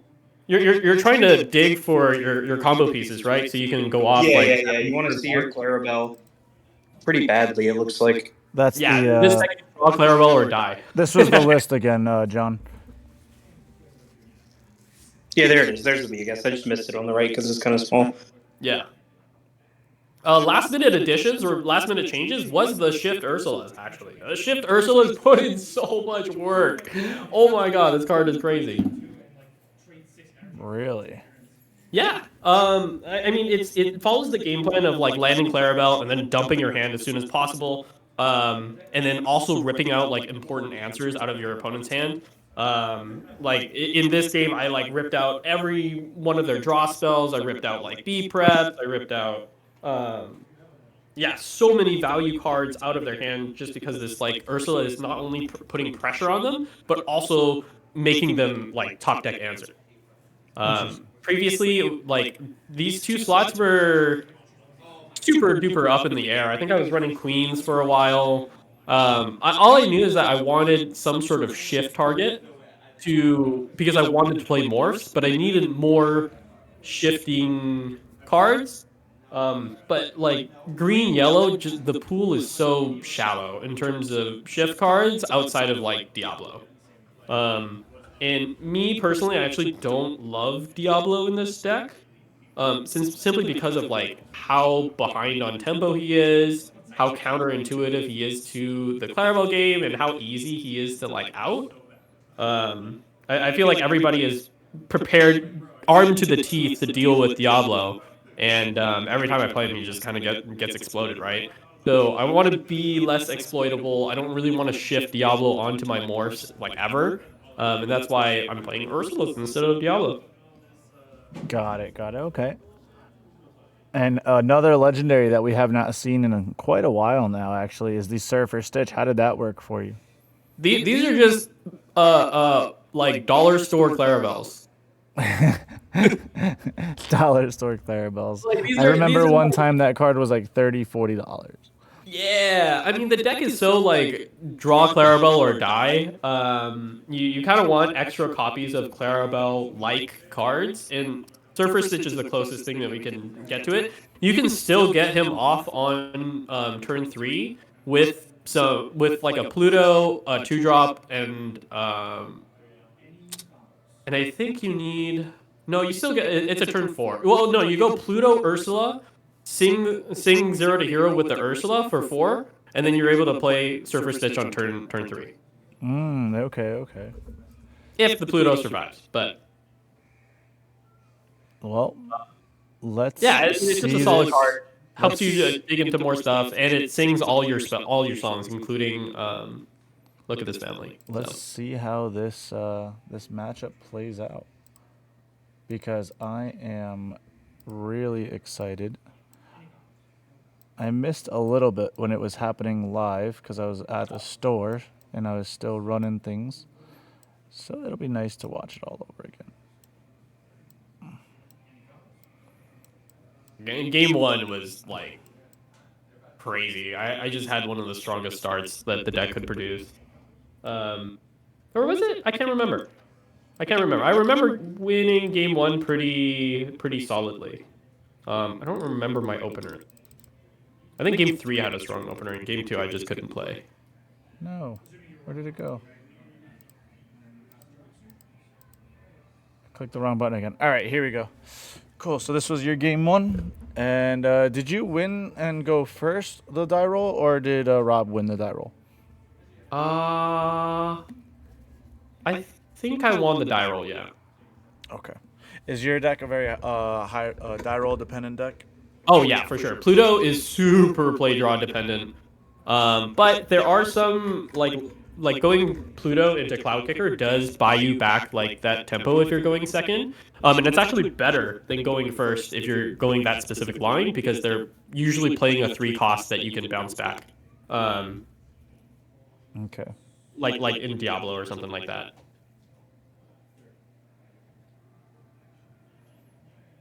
So it looks like he went first in game 1. Oh yeah. So I lost the die. I can't recall. This was like No worries, no worries. I too know. many moons ago. Too many moons ago, yeah. All right, so Ink and Ursula play There the you go, Pluto. Pluto. And here the casters are like, "What?" look at Wonderland's face, like, huh? Yeah, Pluto? Turn the volume back up. I played one game of Pixelborn Connect against Monkey, or I saw a friend of mine play him, and I think I saw this like Rockstar. If this is the Rockstar list, I could pull it up. He's like making guesses at like what I've When I see been Pluto, working. I want there to be Rockstars, right? I actually have multiple green yellow lists that are pretty spicy. Because I was surprised. On this one, so Lemon Lime is super. And so here, this is exactly what I was talking about. The cloud kicker on like going second is so good because like now I'm so much in advantage, right? I get to drop down to 4-drop next turn if I want to, right? Or go really, really wide, and they're just so minus on tempo right now because of this cloud kicker. This hyper aggro version of Lemon Lime, and so now I get to sing stuff. I get to like that have both been like very what's my successful only in here? challenges. This seems to be neither of those lists, though, especially if it's a Rockstar list. So really fascinated to see what it does. If anyone is wondering, I already asked. Those are leaves. I thought they were stars on Rob's gorgeous fingernail polish, but they are leaves. And of course, he takes his hands away from the camera while we start talking about them. So Go free for an Ariel. Ooh, Ariel's good. Oh, there we go. And what do you normally want to hit off the aerial? You want to hit like your welcomes or? Zero Hero is a good choice. Like Bruno's and Bruno's are really good here because I have the aerial, right? And it's just like a heavy tempo play because unless they like get rid of the aerial, like I just get to be super plus on board. The kit. Got it. Like the core of how this deck operates is like I want to bounce something that you have and play something on my board and just keep going wider and wider while you're, especially in red purple, they're playing one card at a time, right? I'm generally playing multiple, and then I'm bouncing stuff back, refilling with Clarabelle because that card's back in their hand. And I'm just like constantly refilling. It has to be amethyst. It could be steel. That's fair. With Frenemy, I mean, that's okay. There it is. Yeah, okay. So it is fairly standard, probably Ruby Sapphire or Amethyst list. And so it's understandable. Like Rob doesn't know that he's playing against Clarabelle, right? Like he he's not playing. He thinks you're probably just playing yellow, yellow green, like hyper aggro, yeah.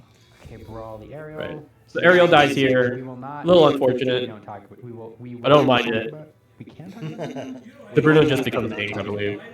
Yeah, there's some wordplay there that somebody like Rebecca would figure out pretty quickly, but I'm too slow.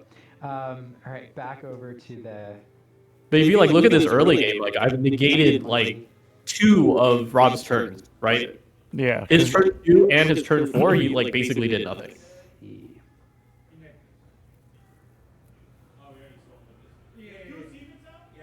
For having a small play area, Rob is doing a fantastic job of showing it all, like having everything in there. Very efficient right now, spreading the hand. I believe I go shift Clarabelle here. I can't remember. What do we got? So I've got 4 in the back. Monkey. Just slam that rock star for us. He wanted to see the rock stars so bad. Another Pluto, okay. And Oh, okay. A double 1-drop here. Be aggressive. And then I think I bounced here. Oh no, it's a 0 to hero. 0 to hero. We have here.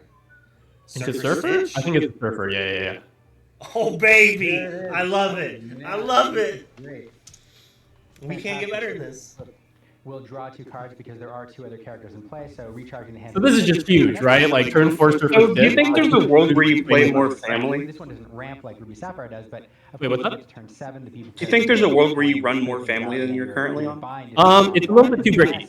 You're managing to recharge your hand with cards like Surfer Stitch. Because like unless you actually combo off or you go like 2 drops aerial, 2-drop and then into aerial, like it's actually pretty hard to get off the Logan's family. It's more of a mid to late game card than like an early game card, and that's why. Yeah, no, I definitely get that, but it looked like a lot of the games got really grindy. Yeah, and like you needed to find your engine again, and I feel like that's like the best card at doing so once you establish it once. Yeah, it's just the problem is like it's you don't want to compromise being able to set up because this deck does break like a good amount of time. Yeah, I don't draw combo, I don't draw a way to get Clarabelle, I don't draw like ways to do that, and so like maximizing the odds of that first step is more important than like the long grind game, right? Like it doesn't get Thralled, it doesn't get Medusa, it has to have the ice block to do that. It doesn't die to Maui. So I think here I just drop a bunch of stuff. A dragon or a beat prep, or like 2 or 3 hurdles to deal with. I played it a few weeks ago. I love Daisy, bro. I was just doing Steel Daisy Song. gets in for me. I was like, whatever. I have these lanterns already. I tried 2 of them in it, and it was actually overperformed. Like, I just like to see that. Kind of wish I realized the left side of the camera was getting cut out. But the other thing, because I was playing off of Pixelborn, and so I think let's say a card like Clarabelle in the most recent set like spikes in value. I think the view from my side was a little different, maybe. I don't know. Your camera or whatever.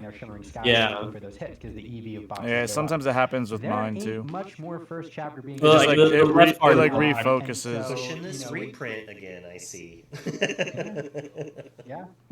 So yeah, I just go wide here, and I'm still like a good amount of turns away from getting B prep. Yeah. So. We got one more turn. I'm gonna try to milk out as much more as I can and like board pressure as I can.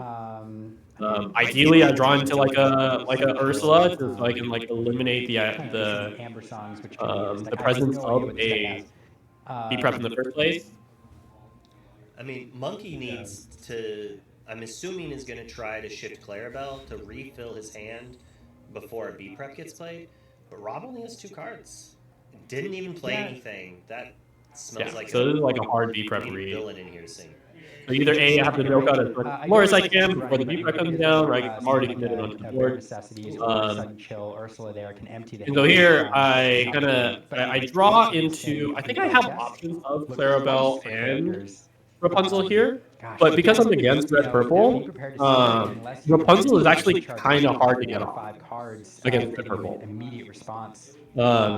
And so I elect to go for the Rapunzel because she refills. There's like still that pressure of like if he doesn't happen to have B prep, it's still really strong. The Surfer from taking out.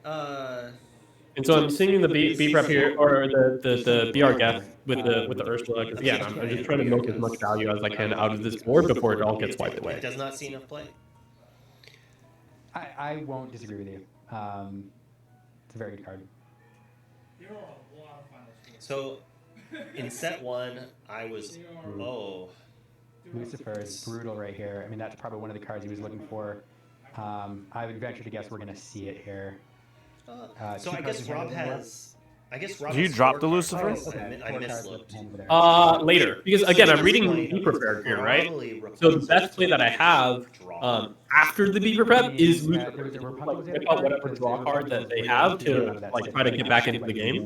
Got it.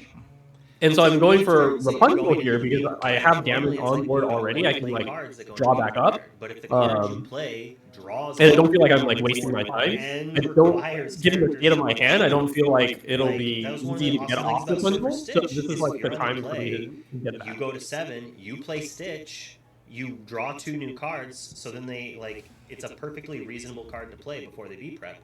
And then in the situations they don't have the be prepared, you're winning. Yep. So Lucifer is a really funny card, to be honest with you, because everyone that looks at our list sees Clarabelle and goes, "Why the hell are you playing like Lucifer, right? Like you don't want to discard their hand. So we will have you want to draw off of it, right?" And we'll have his deck list there, so you'll be able to. So I also elect not to quest with the Daisy here because I don't want to give them. Again, I'm reading a B prep, right? So I don't want to give them more resources to follow up with after the B prep. Teams that played in this, so in this week, the Forbidden Mountain, and Luxury Gaming. And Sorry, I back to the tell you, Lucifer there's thing. no way that they're not each going to have some great content. With the Clarabelles being on board, the first thing you have to ask yourself is like, okay, what do opponents do when they're staring at Clarabelle? They dump their hand. They try to go as low econ as possible, and in those situations, like they go down to 2, and you go, "Oh, Lucifer, discard your 2," and they just cry. And that's really one, you don't want your opponent to sing it, if that's available, because if you give this deck, And you'll see that happen here too. Or you'll see that happen here because they committed to the B prep, right? They they were trying to rush it because they were still behind on board. Turn and allow you to immediately respond. But then 2, you So go 5 here. Play the Lucifer. He does have an action. In order to force your Just opponent fine. to play that Be Prepared. Now I'm like on board. I have a singer, right, for any of the songs that I have in my deck. And I'm debating inking here because I do have a Clarabelle in hand. Just one. The Bee King did a good job of. But see, if I had played Clarabelle here, it would have just gotten Bee King. Fair point. And to play the Lucifer here, like really the Lucifer was there. Scouts out any sort of potential answers. So are we? We're gonna bounce here. Goat bounce, get a couple lore. Keep that fox on the table. But it's a different game now. I mean, once you're at turn 7, against your Ruby deck, the Be Prepareds are available. There's other removal options. One more ink, and you have Sisu available, and so the game changes slightly here.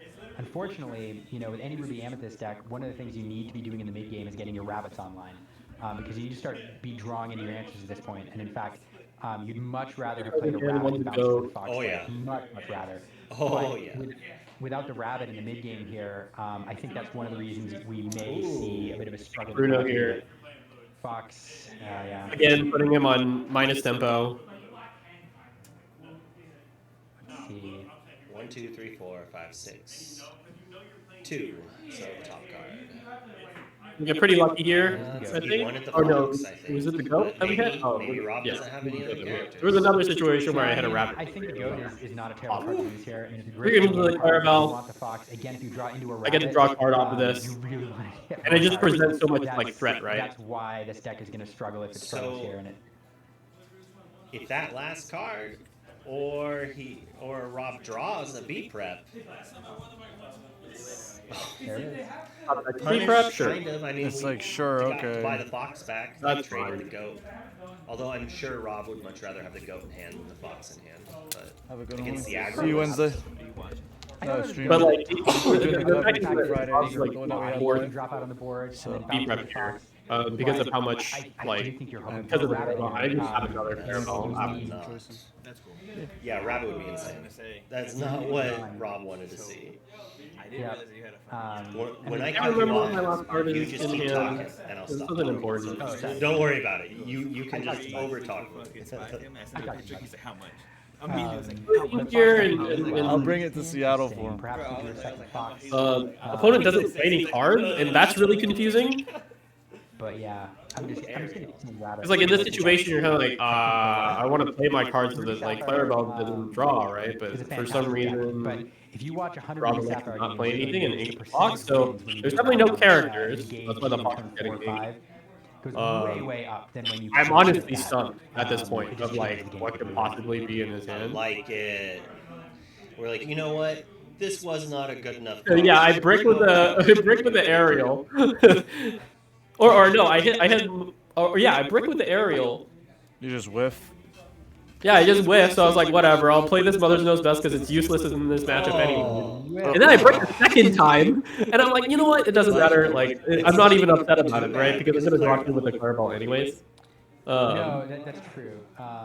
That's true. But man, this card, I'm telling you, this card is still fake. Aerial is the fakest card. There's the finders There's a world in keepers. which, to your point, that's Yeah. a great point. 'Cause there's That's a world why in which you they were don't probably decide holding to on. go to the bottom in order Did they to play draw that from two hand or they cards, played off the top? helping you with the This is a great card to draw here. I want to say I Fantastic can't way to ever draw tell here. because our hand and That's the Mr. it's like all over the The place. aerial did not win the first time. The I aerial. could go back and Mother's find out. Let's Best, see. which Yeah, is it's fine. Fantastic Like, way to draw here. The Finders Keepers is so bad here, right? Like, you're just not going to have any actually play out your hand. And Clarabelle's just like, cool, I'm down. I'll draw 3. Thanks. is a fantastic deck. Yeah, but so if you watch 100 Ruby Sapphire you games, take your the cut. percentage wins when you get a rabbit on engaged in turn You 4 or do 5 this. goes way up than when you can't hit that. Mother knows it just changes best. the game completely. I like it. Do it again. We're like, you know what? Play it This was again. not a good enough Because I just want card. to dump my hand, right? I have Mother Knows Best and like Clarabelle, Yeah. and these cards suck anyways. Yeah, So it's just like a lot of filtering. It's a lot of like you go through 8 cards, not draw anything. Oh, that hurts. Like there's actually a lot of It's not outplay potential when you have bad, music it's on the board, and you get to like bounce back your own cards. Like bouncing back Clarabelle to discard items, bouncing back Lucifer to discard again. Played it off the top of the deck. The Finder's Keeper. To your point, that's a great point because there's Bouncing back Ariel to look for more songs. Bouncing back Ursula to discard more songs. Right? Like there's a lot of ways to manipulate your board state. That's bonkers. Get tons of value off of Chat, your no, card. the aerial did not whip the first time. The aerial grabbed. What do you think, John? What do you think about Finders Keepers? Replay and then whipped the second time. I think the card's crazy. We don't know if it whipped. It Needs a draw 3. and you send it to the bottom to allow Clarabelle. Pot of Greed and Upstart in 1. Instead of drawing you 1. Yeah, like if it was another Mother Knows Best, I could see just putting that on the bottom and being like, I want a random card instead. But Rob drawing Wafatapa Finders Keepers, Wafatapa, I'm hoping I'm not saying it wrong, is a very known, like very well-known Magic player who just recently got into Lorcana as well, probably because of Frank Karsten. And Tapa is very known for playing control lists and normally innovating. And I'm just going why, because like they have so many cards. These cards are like free. Normal path. Even if I get wiped here, they're just free cards, right? So is Finders Keepers a card that he played, yeah. Worked in? Okay, fascinating. So if you see people playing Finders Most Keepers, Clarabelle is that I can freely play into Be Prepared, and put on pressure. A set Because chance it doesn't matter. They're at just the going to last be DLC replaced. with it.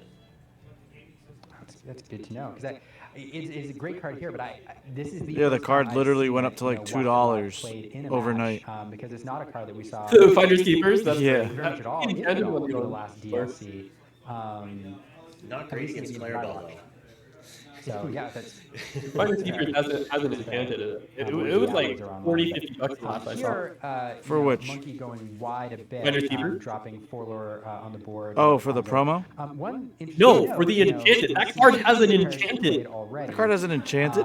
That card has an enchanted. Yeah, yeah, it does. Oh my god. I was like, what the? Why is the card having an enchanted? What are you doing? Why are we not picking up more enchanteds, So Nick? once you've seen 2 be played, it is possible. I had a mission. I still have to. I have 2 more PSAs that I have to grab for my set 1 collection. Yeah. And Sisu is just. And then I'll have the whole enchanted list as PSA 10. I think tend to still run the 4.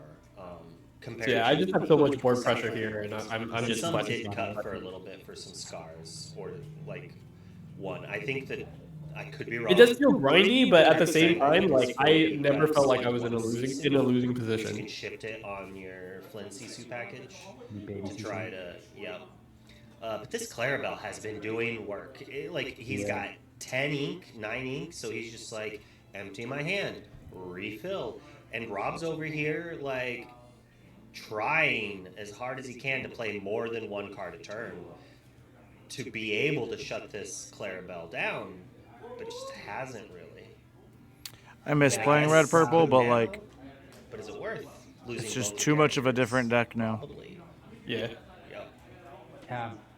It's definitely not the same. Diablo in Clarabelle Yeah. is so good. Is that when you are Good night, guys. when you are the beatdown, Trade your board for oftentimes you're in a scenario for where my especially if you Clarabelle, swung the I'm board super safe down. in I'm the pushing game, for 4 and here, going back right? into the At game, that it's a minimum, draw to I'm their answer, which means drawing a lot of cards.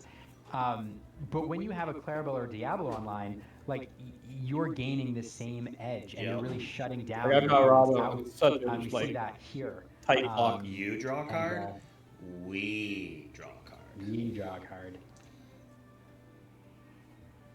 That's a meme from when we were playing Red Green at Dallas. We called that deck Communist Bucky. let's It was say- playing like How mean is side Bucky? contract and Diablos and stuff, and it was just constantly like you're drawing cards, we're drawing cards. Oh, Communist Bucky, dude. that works. Surface Stitch, again, great effect here. I mean, dropping a Surface Stitch on the board, drawing 2 cards. Golly. People's Republic. Dude, I'm gonna bring my Surfer Stitches to Seattle and have Monkey sign them. Hands down. Bring a I bet he has Sharpie, Monkey. Watch. I gotta work on my What do you signature, say? Like, man. watch. Dude, me and you If both. this deck were a list My of just signature is 21 literally cards, up, down, you up, down, understand up, it's down. like one match here, watching this deck, manhandle a little bit the Ruby Sapphire player, but if a deck like this does well, watch. So at this point, I'm just like, I'm just gonna pretend like Be Prepared isn't very much in the meta. Yep, you're just like, I'm questing all the way. Once you see them exposed in a DLC, because they're just, again, there's just no. We have first chapter being 15? opened anymore. He Did you could have incorrectly sang enter? 0 to Hero.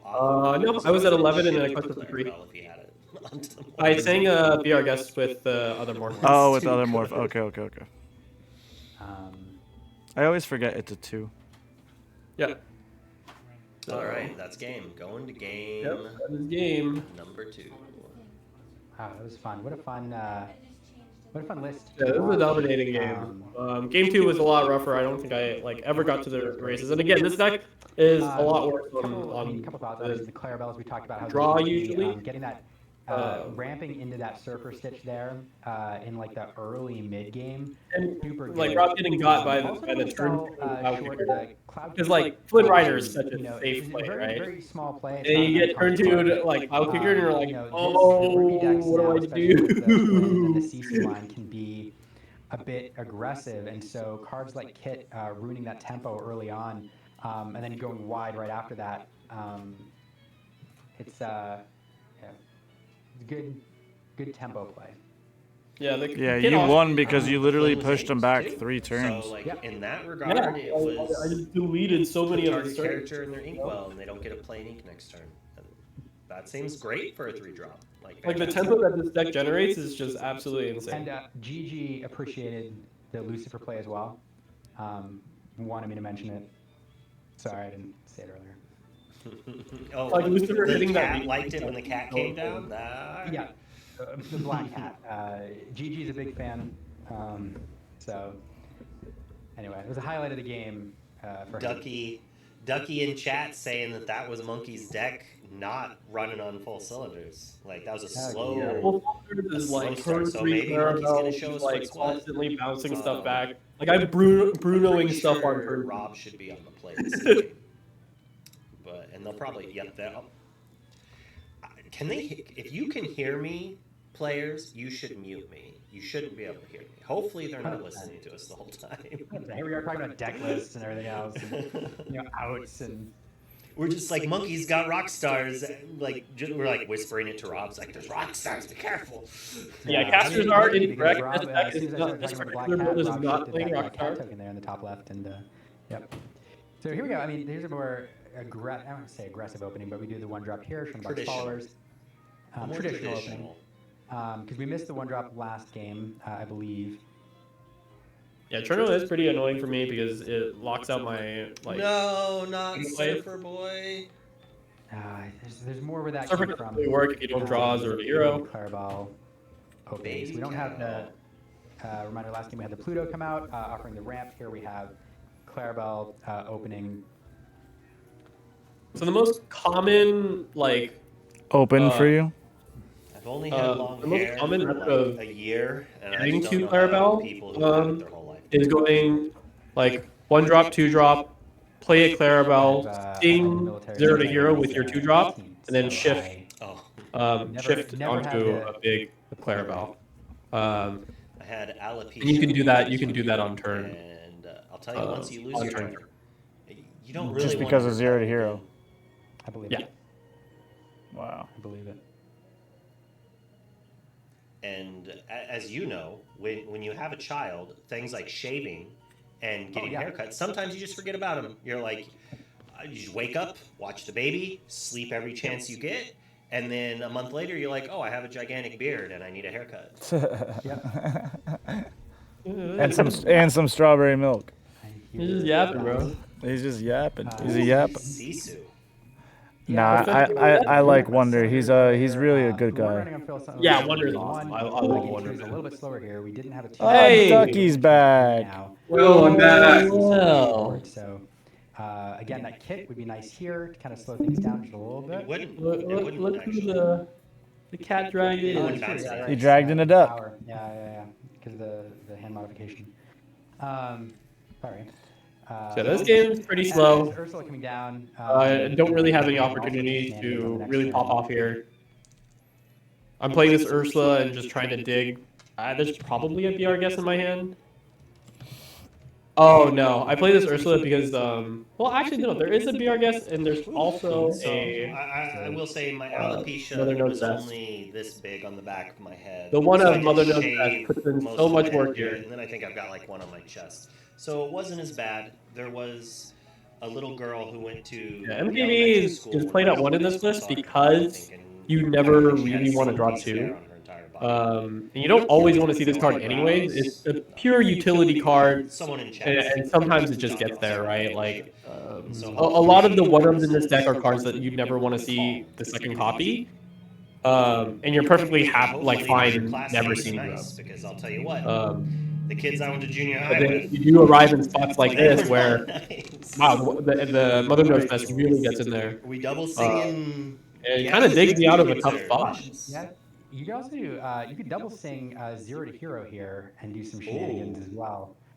You could dump a Surfer Stitch here, draw 2 cards, and I mean, there's all sorts of. If we have a 1-drop, double sing Surfer would be pretty sauce.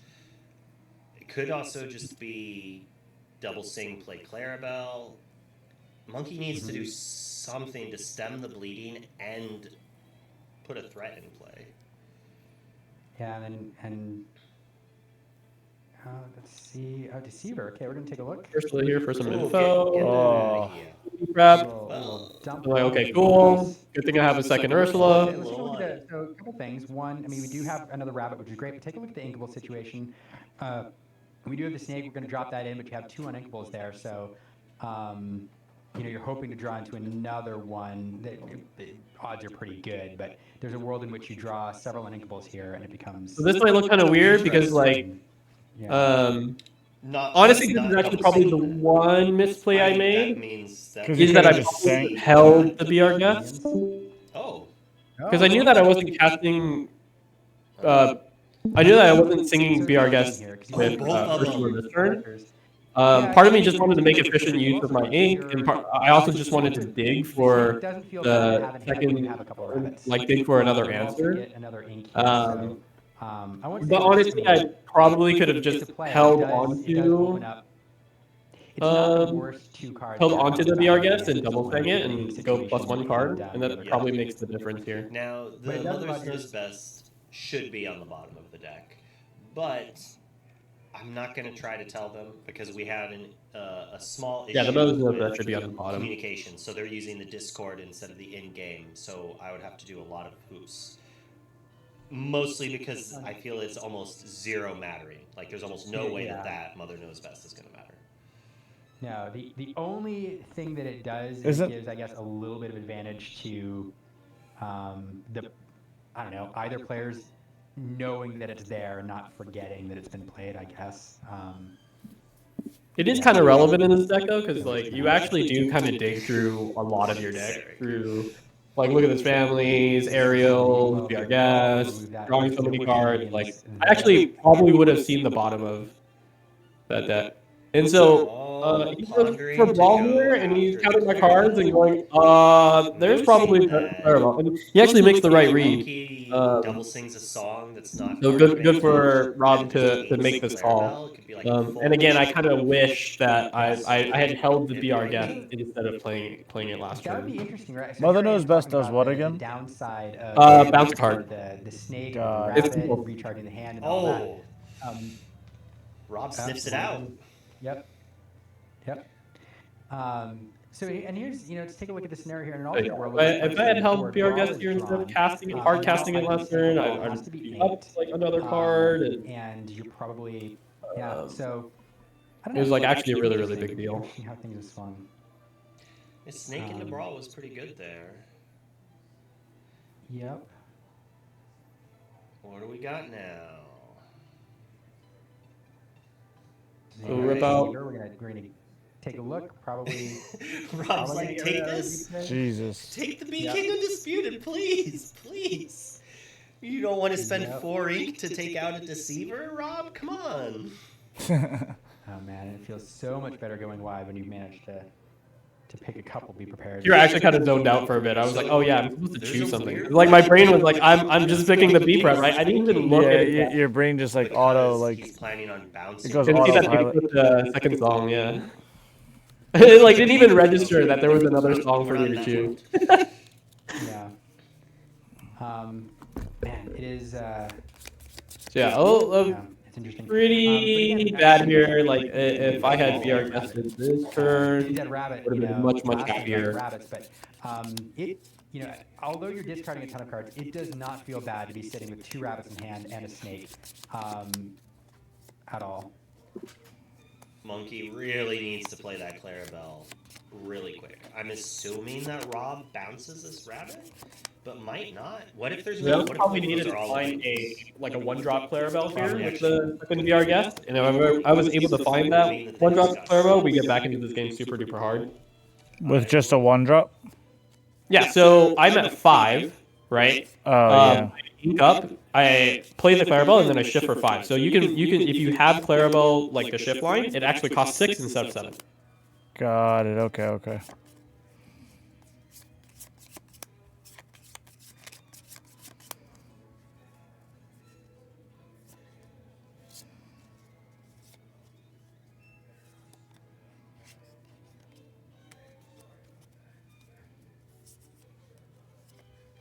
Yeah, this is a little odd. He elected to bounce back That is an inkable snake instead of rabbit. We'll see I that don't really quite understand why, but So it allows some lore gain. It makes it rough if somehow Monkey had a way to like a Megra, or who knows. Like at this point, you have no idea what your opponent could have. It just keeps it safe, and then the thought process is we still have the snake quote unquote in hand, so it wasn't like we really committed anything. That's fair. So I think I have 2. I drew another Clarabelle off the top. The card draw of the because realistically anything you crack. Yeah, and you ink it. At this point, and you're Yeah, happy to. I think I have 2 cards in hand right now. Yeah. It's like a an uninkable.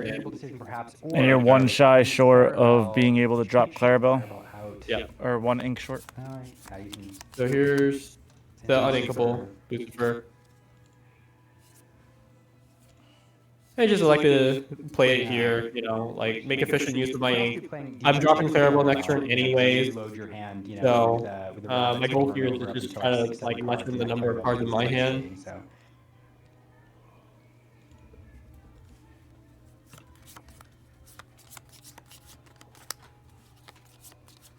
Double quest.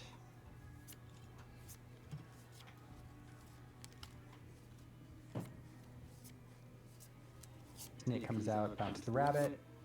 Yep. Probably see the rabbit again. And I think that's You're not in too rough of a spot. It looks kind of bad, but it's not that bad actually. To eventually a castle. You really want to force. I'm not really able to dump into a situation where their hand into you. So this Clarabelle is going to be pretty value. Bouncing shenanigans or things, and that's really where you want to be. Yeah, Monkey's in a rough spot. Like we're pretty behind on lore, but on a bunch of cards, has board presence. I was gonna say is questing. Honestly, I'm a little surprised the snakes did not quest here. Inkable, please. But I'm assuming it's just something I'm missing. I'm a little surprised as well. It's possible. Yep. So I draw 0 to hero, which is basically an inkable, right? If that Ursula Deceiver of all. Yeah, at that point. If that Play this Clarabelle for 3. Be able to answer it, and so it's possible. And at this point, I want to like trying to out. protect enough threats that you can answer that. Well, there's options to hold here. So this is Clarabelle. Okay. this kind of like Rob was playing for this, right? If we look at So one thing that I'm thinking about is that I want to quest. Well, I probably want to quest this Lucifer here, so I can set up a Rapunzel trap, right? Like, because of the Clarabelle. the Lucifer is going to three make cards here. All of a sudden, the game the goes snakes like alive, bad but for then I Rob. just opt And the two to hold on rabbits, to it who because cares? Clarabelle holding on to the equalizes it, so Lucifer now lets it's about me big bodies in play. sing And more without a songs. goat or turning these things side, like So that was like the Rob is decision making. reactive. I think I could have gone either way. It's going to be hard for There's multi just quests to get off whether the I board. peeked into my crystal ball and saw that Once Monkey starts Rapunzel getting on the or board, Bruno was on top of my deck. it could be rough. That said, a single B prep is also devastating, but they're two down. Great equalizer. Sisu also looks almost as good if that's being run here. So yeah, I was going to say the exact same thing. I mean, if that's what Rob is thinking in terms of the sparing use of the rabbits, I mean, it's brilliant because you're right. That Clarabelle drawing 3 cards versus drawing 6 or 7. I mean, Rob's running away with the game at that point, and the Clarabelle is just not as bad now. All right. So, assuming they can't hear us, and even though I've told them to mute me multiple times, We couldn't hear them assuming at they all. didn't, we're just gonna assume they can't hear us. I think it was just coincidence after coincidence of them saying something and us doing like something immediately that bit of spice is was that. So here I kind of get punished for not questing with the Lucifer. And that is a pretty saucy list. I don't know if this is exactly the Waftoppa list. 4 Finders Keepers. Pretty neat stuff. Oh, is it it's or whatever the person the top of the Europe, magic player, yeah. Rockstar must have The shown magic player that did it, not Ed. Oh, okay. So Ed got it from that guy. I think we've all kind of figured I'm out the misinformed. Rockstars yet.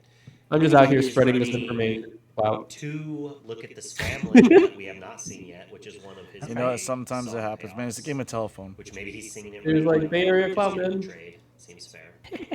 Elsa. So they go for the Clarabelle here. 1 Genie on the Job, which we haven't seen. I just feel like that's super neg. neg. A really cool card. He traded in 2 cards, now. but I guess he has to. He has to. Otherwise, they keep running away with the game. Which I thought, if you watched my set review, I put this as probably one of the best cards in the set and being very influential, and I was wrong. So go Ariel here. Bride. The one that you get to look at their hand and make them discard a non-character card each quest. I think I find playing the 2-drop Ursula, so you can shift it. Perhaps you weren't wrong. You just haven't gotten there yet. You were looking a little bit in the future. I tried it. I really tried it, and sadly, Steel Song wasn't where it was. Even shift on Vanessa, sing Storm. I mean, you could already play Storm, but another one. Ariel. She just sadly normally isn't able to do enough. Like Bruno. being a 2/4. If she was a 3/4, I think or a 3/3, I think she would be seen a lot. Would be our guess. Because again, like my mentality here is, I'm getting board wiped at any point in time. I'm gonna milk as much value as I can. Yeah, I got to dig. Yeah, see, this is a situation where like another family would have been fantastic. Do you know what would have been sick?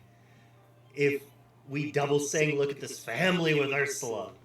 I mean, I did dig through 8 cards to try to find it. Yeah, no, I get it. And we get another poll though. Oh, I just saw Look at This Family. Well, unfortunately, it will be. Yeah, so I got Morph and Daisy out of that. Interesting. So Pretty whatever. Morph into the Inkwell. And we'll Go play for Daisy. the Going wide Daisy here. You know, there's a world in which Weirdo we're back. looking to I avoid the believe top deck it being was prepared this or way. Sisu. I don't think we're doing that here. I want to we're strike going one of the for, rabbits. Definitely some cards in hand to recharge the board, but this is definitely Interesting. Okay, I guess you really don't, like, if you don't hit the Elsa, you don't want them tapping or exerting something. But yeah, they also just have worse attacks if I bounce the Snake has snake the here. biggest body. We get to hit a rabbit here, which is Without good. drawing a crab, Ursula's not being dealt with, right? So most likely the Elsa Back on board finally. Lucifer. And then we just gotta fade B-preps, you know? Here we go here. Yeah. Clearly, we're looking That's for the hardest another part board though, wipe. because that's what their deck The does is ideal. dig for it. I think if we saw it, we'd see it slammed pretty quickly there. With the rabbit, we can look a couple more, or again. So There's one rabbit. 4 down to the card. Man, I might. Yeah, the Bruno hit the other one, so. so. Tomorrow, I'm not gonna lie, this looks so fun. Like, I'm sure there's matchups that would make me go, "Oh, green steel, I can't win," but maybe not. Is that your worst matchup? Maybe we'll chat. No, green steel is actually one of the better matchups. So funny you say. Like, So the tempo, like the green steel really relies on having board presence to sing songs to get ahead on tempo, right? Yeah. My cards are, and I've got you can like just land abuse a and pile they're of like long pushed out of balls the of like game pretty much. 1,000 cards. This card doesn't I think Cloud really matter Kicker's to also us insane in that matchup. if we're able to land the caramel and playable and cards, get, double like, sleeper, and deal with like the perfect Diablo fit that I effectively. use. Um, And then I just look through there, and then I've got like a Yeah. trove full of playable green cards. steel is actually one of the better. Red blue is our worst one. Got it.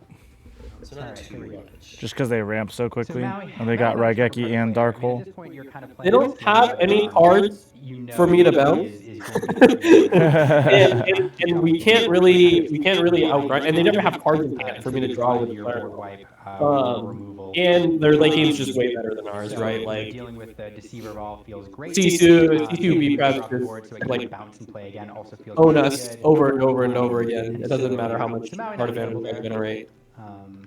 Yeah, Maui getting rid of that Ursula. It was like we needed a Maui or a Fox. I think Fox would have been.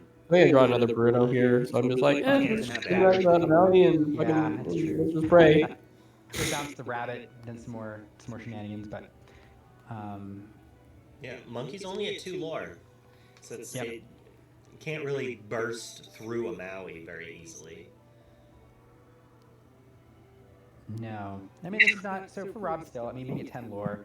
Now we haven't seen a castle yet. I don't know, and you'll have to tell me. Yeah, is he was he playing a castleless version? We've worked in some other cards. I don't think there was castle in either of this. these games.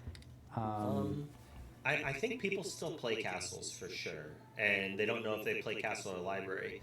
But Rob is on 4 Finders Keepers and does not have any locations. Okay. In his list. Interesting. So he had no Ooh, location. there's in the his list. Bruno. I think so. I think it has No, to be Maui, Wonder like, just you Wonder just can't deal confirmed with it. Maui, and we're like, Oh, okay. he's rolling. He's like, all right, 50%, let's get it. Come on, Daddy needs a new pair of shoes. I'm actually fine with either one, though. To be honest with you. Imagine it was 2 Mauis and the joke was on you the whole time. That would have been crazy. Me bouncing, or me getting the snake here means that he doesn't get his rabbit I mean, we draw, have to right? know Yeah, Elsa is that's true. But it's actually fine either way. Gene, and then okay. I think you have to So bounce we'll have Elsa here. It's He's just gonna get like snaked they have to anyway. play more ink. So might as well take. Is the mentality in order to like get anything done. All right, so 1, 2, 3, 4, 5, 6, 7. I'm gonna elect not to daisy draw here because we're in like a very tight situation. I think I'm thinking about it. I don't remember if I. Yeah, and at this point, I you're like looking not. for, I mean, again, you're still looking for the board wipe. These were both like you're kind of right top in deck, the right? snake field And I just with, don't want to two give cards in a him turn. any sort of. Don't you want to do that so that way, like, Get a worst lore case out of the scenario, if it's a rabbit, B but prep, it you're goes to the really, bottom? I mean, you're playing your outs. Yeah. I think. Even if you drop to Elsa, I mean, you just can't remove. It's just a kid. enough. It's just a kid. I mean, like for example, like I quest there and he gets a fox or something like that. So the rabbit, get the lure out of it, bounce it back to hand, draw a card. I wonder if Rob is just like, you know what, I'm not going to try to challenge your stuff now. I'm just going to draw cards and really hope to hit that Sisu or B prep. There's 3 cards in Rob's deck that might just win them the game on the spot. Yeah, luckily I never run into the Sisu, so. And unfortunately, you need to give Monkey a whole other turn of lore gain in order to set it up. But that's why you really need to draw into it. Now for maximum effect. Kitty. There's my kitty. It's like, what's going on? A co-pilot there. He's like, pet me, don't play cards. Rabbit coming out again. We're gonna draw another card.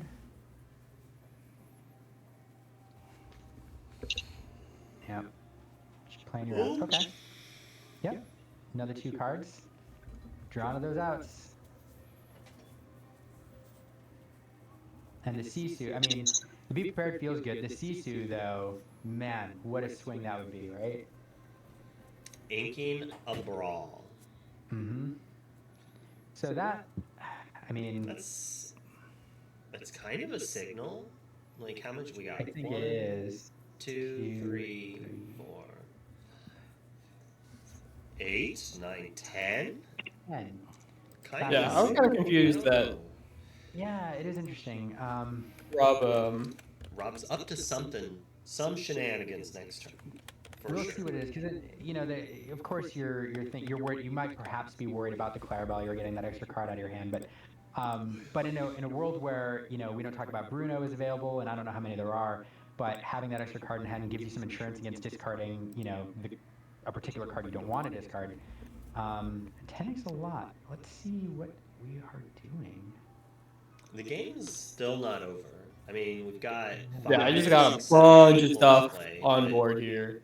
Yeah, and then here comes all the draw easily power. answer one character. Yep. So we're gonna sing. This tells me be prepared. Is it?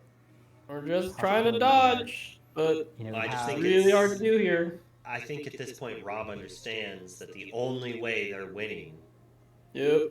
is with like that. Yeah. So even if they didn't have the be prepared already, they're singing it to get to it or the Sisu. All right, so we've got a game. Yeah, 12 lore I to mean, 12 lore. There's a world in which you have the be prepared, and you forego the card draw on that turn for the extra lore, because at this point you're trying to get into like goat bounce range, and so getting the lore out of the rabbit, that one extra lore, is a play rather than drawing the 2 extra cards. But yeah, you're right. Probably trying to draw into it. Rabbit again. What another rabbit. Yep. 12 to 12. Be prep into rabbit, true combo. Yeah, I mean, in this situation, the advantage goes to Be the prep player. into double With castle equal after. cards in Like, hand, that's the grossest. The advantage goes to the player with the goats and the control. That's 4 cards to 1. Then it definitely goes to the player with goats and 4 cards. Yeah, I didn't see the hands. Trying to dig for Clarabelle here. But we could find a Clarabelle here. I think I do find it, and that would but certainly be I'm the way too back behind on into ink. it. Can't play it yet, sadly. Would this be our guess? And at this point, the damage is done, right? Why Like, didn't we draw Yeah. the turn? this is a pretty unwinnable position for me. I already Your know. engine was shot here. Oh, We do what have is it. the other card in hand for Monkey? Right. I think the other card's like Hero to Hero or something. I bet it's the genie. That'd be brutal. But I think he would play it, even if it bounces a rabbit, just because it. Yeah, I would play the G. Yep, evasive Hands sword down. character. Yeah, great way to close out the game. I love that card, by the way. Ducky hates Genie, but I love it. The Elsa. Just The evasive one? That's exactly what this deck wants to do. It's like bounce something, play something. Yeah. So, here, Rob's got to think through, and, we're all thinking about, you do have the rabbits, and again, at this point in the game, recharging your hand with the rabbits, drawing There are some games where I just like, instead of having Clarabelle or Stitch, I turn 3 Genie, and then I just quest in for 1 million with the Genie. The 0 to Hero hand would be also not great. That is true. That makes more sense of what it could be.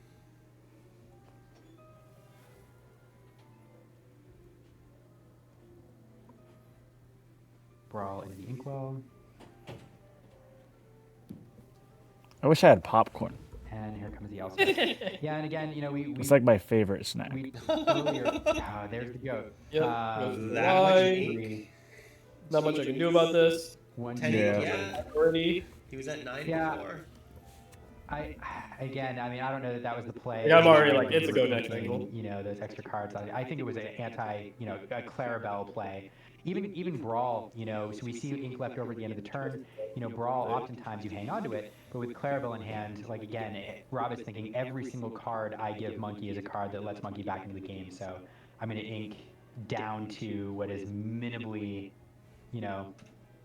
what the minimum I can while keeping myself in this game. And that Elsa in hand means that Clarabelle is not going to stay around. Mm-hmm. I do believe she's a 5/6, so goat and followers, or goat and the Elsa you just play, and then you get a quest for 3 to 16, and you go to 17 from the goat being deceased. But we're not going. I don't even know what he's digging for at this I mean, we point. still Like, could. why would you Followers pop is always able to turn in. turn a box there? Probably just answers. Oh, that's a rude. He has answers. It's So, on like- board. Yeah, but like you can't play like You're Welcome and stuff like that, so he wanted to just get rid of that. No, I mean he could play the Elsa, tap it down, and then attack with it. Oh yeah, that too. Any card that's in play. But yeah, Duckies. Yeah, this is. This game's pretty over. From So. Ducky in chat is saying Monkey's gonna have a turn 3 Clarabelle in game 3. Okay. Turn 3 Clarabelle. I would love to see it. I love game 3. I would love to see this deck, you know, as who is it who pointed out this is not fired on all cylinders yet. We saw a Pluto opening, which was all right. You know, So a now little we bit watch slower into setting game up the 3. Rockstar in game 1. Game 2, we didn't have a. Do you a feel ton like of it play, was I don't just the think. be prepared, Again, it got off like to a slow start, realistically, so like I you wanna played see what this everything deck out can do perfectly, it's when just it's a be firing on all prepared or cylinders bust. on the play. Well, again, I think it was that Slow that start critical there, and like then it was hard a turn cast 2 that he BR guess basically was had the the turning game. point. Like I think if But he I was at had 2. held that BR He guess just for one went more turn, Quest. like had he been at 10 and lore, went 8 to lore, double he sing it had the instead, ability to that be would have like, made a turn difference. him, and I don't care if you have a Maui. Good. Because I had to pass on a turn on 6 ink, basically, or I had to play the Lucifer there instead of being able to play Gangs of Clarabelle. New York, I'll beat a dead rabbit here. You know, the rabbits in the mid game, clear difference between game 1 and 2. The interesting thing about the rabbits too, and you mentioned this, you know, when Rob chose to forego some card draw here and there, but Rob playing a very measured game because we do see, you know, these Ruby Amethyst decks oftentimes. I mean, to draw into their win condition, oftentimes what they're doing is you watch them refill their hand, and by the time, you know, you're at turn, you know, 12, 13, 14, you've got 10 cards in hand because you've just managed to draw so many cards off the rabbit, friends from the other side, in this instance, Finders Keepers. But Rob kind of playing a measured game, knowing that Clarabelle is there, and, you know, drawing into answers, inking extra cards every turn, but maintaining, you know, just 3 or 4 cards in hand to keep that Clarabelle from being devastating.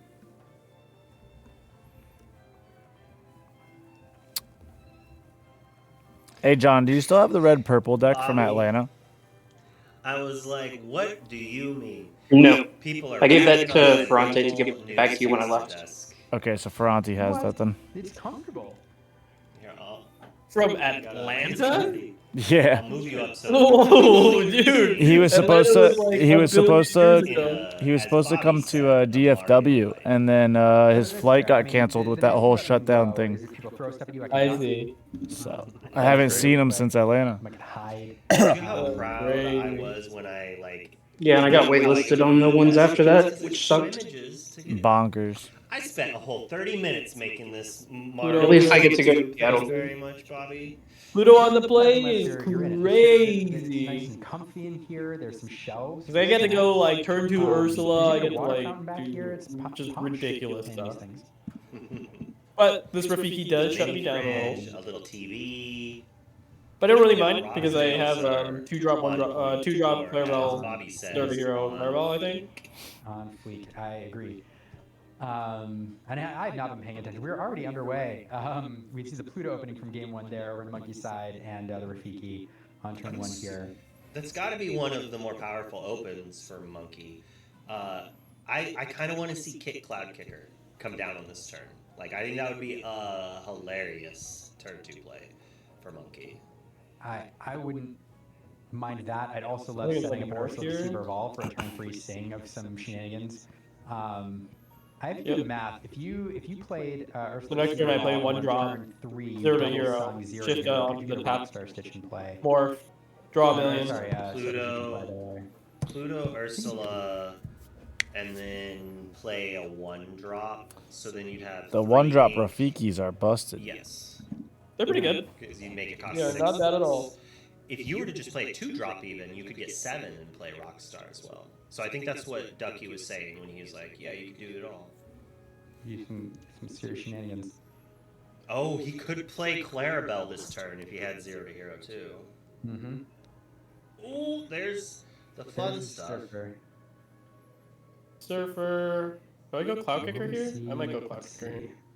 No, not Cloud Kicker, there it Clarabelle. is. Okay. Choices here. Frenemy going back.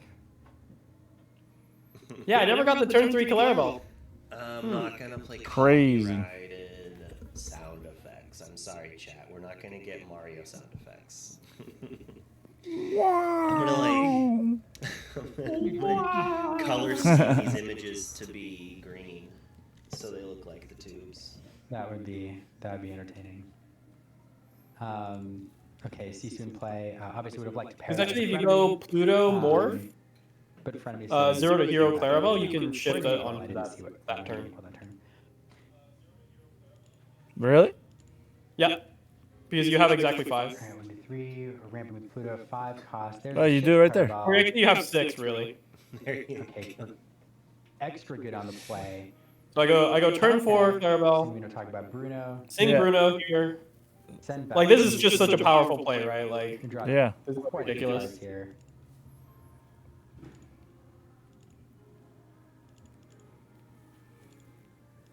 We hit. Yeah, we hit a rabbit here. Fantastic. I think that's a fantastic hit. We'll see if that draw like 4. Probably a great hit here. See, chat got me to look away. I look up, and we've got Clarabelle in play.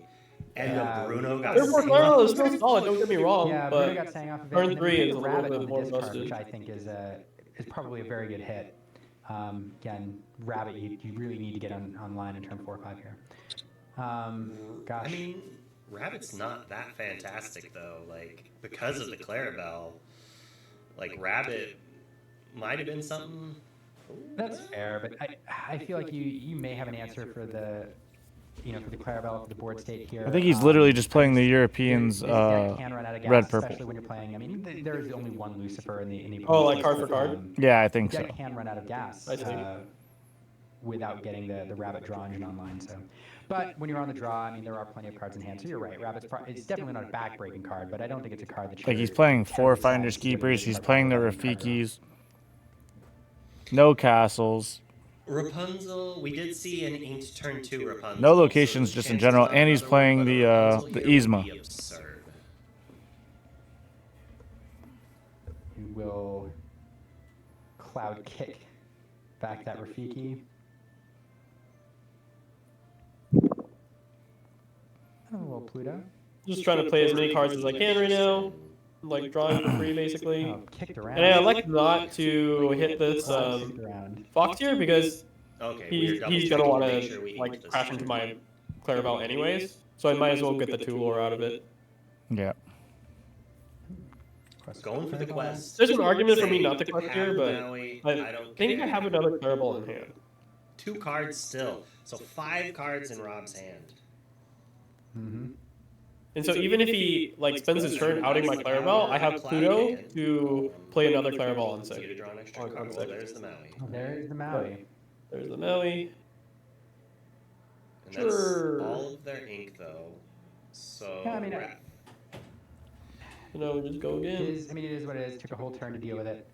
You love to play, but how many cards did we get off that Clarabelle?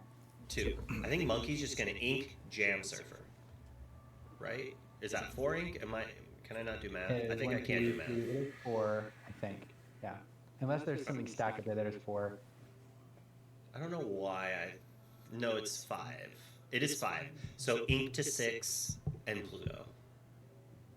So could jam Surfer. Yep.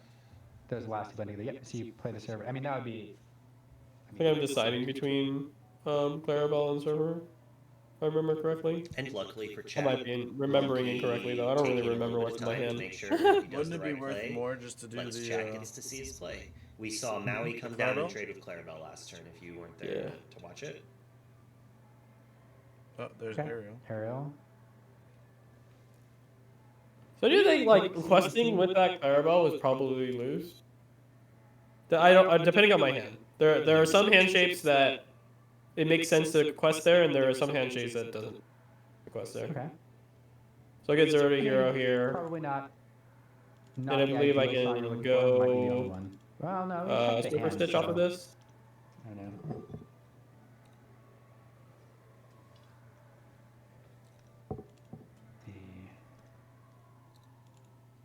Use it immediate. No, morph.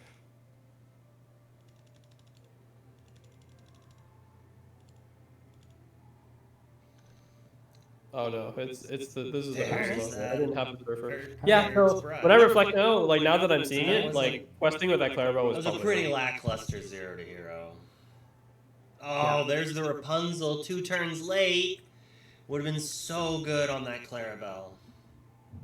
Interesting. So you're going wide here. You're inviting. You're inviting the board wipe. You're also kind of. I mean, with all the cards you're I am dumping, kind of you're insulated kind from of the board wipe indicating though, you might have because that I other have that Clarabelle. Ursula. Yeah. And this Eric's gonna get to take away That card is so good. the B prep. So Rob's just trying to draw multiple B preps or something else, like just fill up the hand. I feel like I Pray remember that having there's not a That was Clarabelle a next weird, turn. interesting line that I I mean, Rob's playing four Oh my God, Finders he gets Keepers, to draw right? 5 in So one turn. at this point, Draw two more. So this is.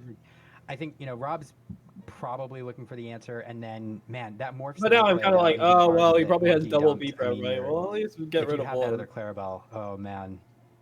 yeah, I assume that Rob's hand was just Finder Keepers, just card draw, and it's just like, fine, I'm gonna play it all. You refill. I hopefully have a B prep to play that, even though Ursula's hitting, like hopefully I have another one, and we restart the game with each like 6 or 7 cards in hand.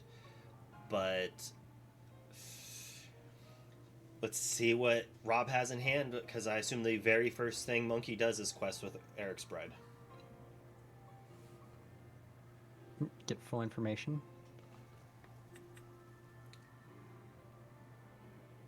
Like, yeah, you want these, right? Oh man. Choices. Yep.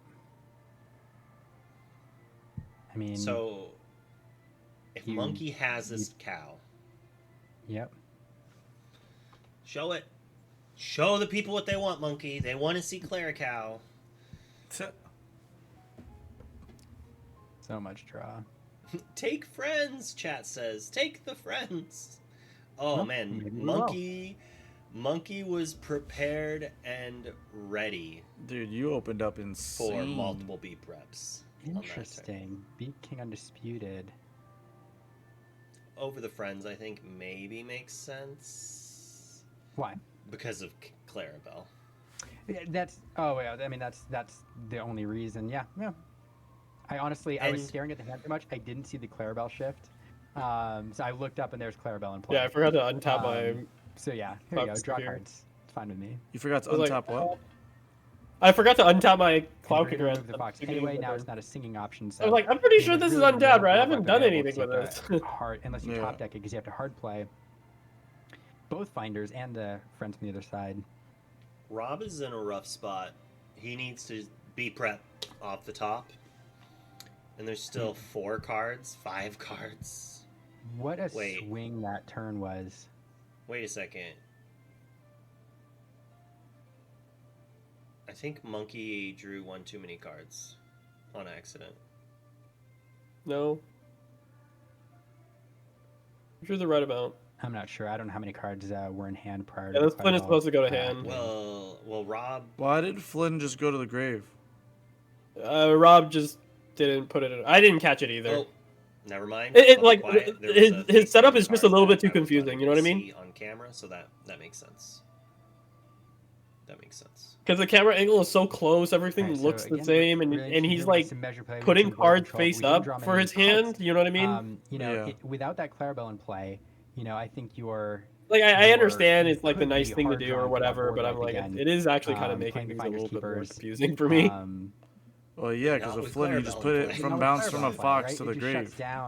Like I'm supposed to get an extra draw it off makes of your that. out a lot more unappealing. I'm actually supposed to get 2 extra draws, maybe. Yeah. I mean, that Ursula's Bride did some work this Oh, game. yeah, it was 2 cards then, not just 1. Correct. I thought it was just 1. That's why I was kind of like, it's fine. I'm not going to worry about it. But it's actually 2 cards. Ooh! So here I'm just like ripping up. Like I don't really care too much because I'm like I'm just gonna put you on like top deck B prep. I'm gonna snipe out all your cards from hand. Oh, never mind. Like you're not gonna have any draw power. You're not gonna have anything to work with. So the Flynn was bounced. So the Flynn. This Ursula is probably not necessary. This Ursula was necessary because this is like lethal. I don't fix that. Although, no, now that I think about it, because it's Snake Fox actually is able to eliminate enough. Would it? Yeah. Hey, Talman, I need you to say, Rob, I think that Flynn is in your hand, not your discard. The last card in hand is a look at this family. Rob, But I if this think isn't that B prep, Flynn like I is in just your win, hand, right? Not your Like, discard pile. Yep. And it's a B prep.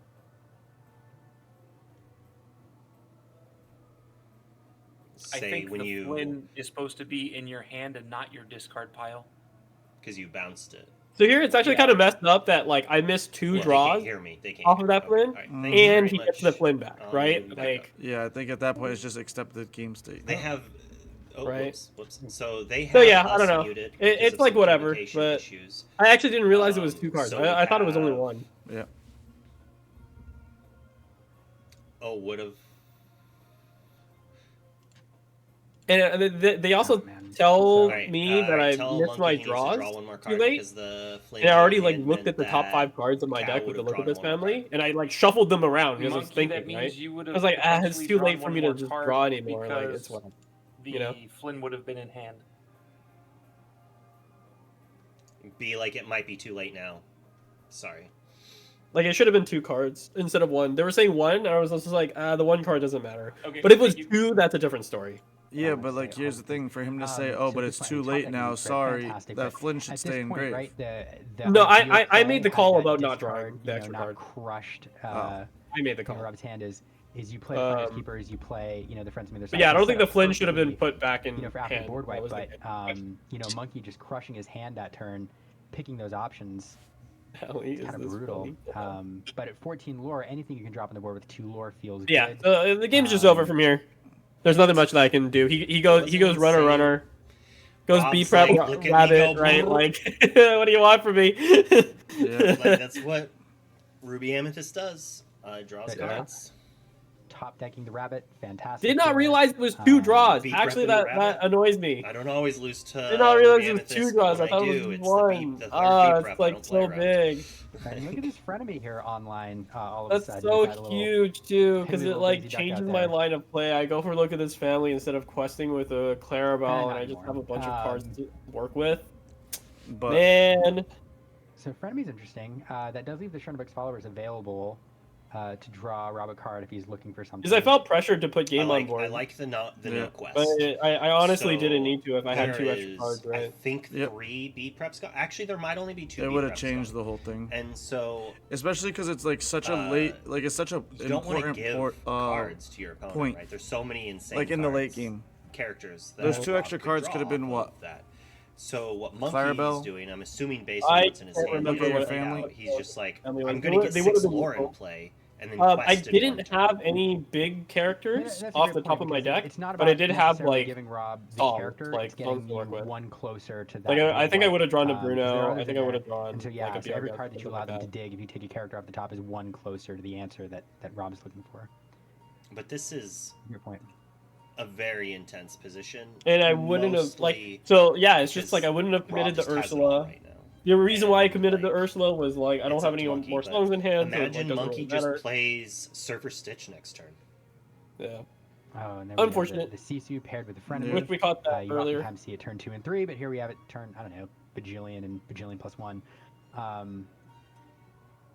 But Yeah, game's pretty much Sisu over from usually here. with a ton It's of like ton of insanely strength in the difficult to early come game. back. Here, not as much, with only 2 cards in Rob's hand, so Rob can play around that Sisu pretty easily. The Fox though will turn it on. And still gonna try and like try to okay, put. And I'm just drawing into 1-drops like straight up. I have like last card is 0 to hero. Like I just drew into complete right now. garbage. Yeah. Ooh. Yeah. It's a scary place. Like I'm thinking about the outs that I can possibly So, have. I have like 0. I've said it countless times. It doesn't matter how much discard you have, which is why I didn't think Bucky needed banned. A single Be Prepared can undo all of the discard. Well, no, 'Cause you're it was discarding get their specifically hand while me committing to going the board, -2 you're using cards, your him hand to drawing get rid of deep theirs, prep you put and it a on top rabbit. deck, Like they be it, prepared. it was a lot more done. than just Because to you're top deck decking deep discard prep. You know what I cards when They mean? have no cards in hand, and they're top decking Yeah, like there's a giant game-winning significant cards. disadvantage. So it with can that. be like really rough from that scenario. And But like, come on, be post prepping to be Rabbit. prep, Like, get a come fox, on, dude. Like and a the rest of Flynn the Sisu cards in is his like hand is fucking rough. snake, It's a quick clock, fox. Like, and it come on, answers come with some everything you class, have. dude. At this point, it's It's kind fake of fox. like You can't even cow play or that surfer stuff. or bust. And Yeah. It's sad. No, for sure there are answers.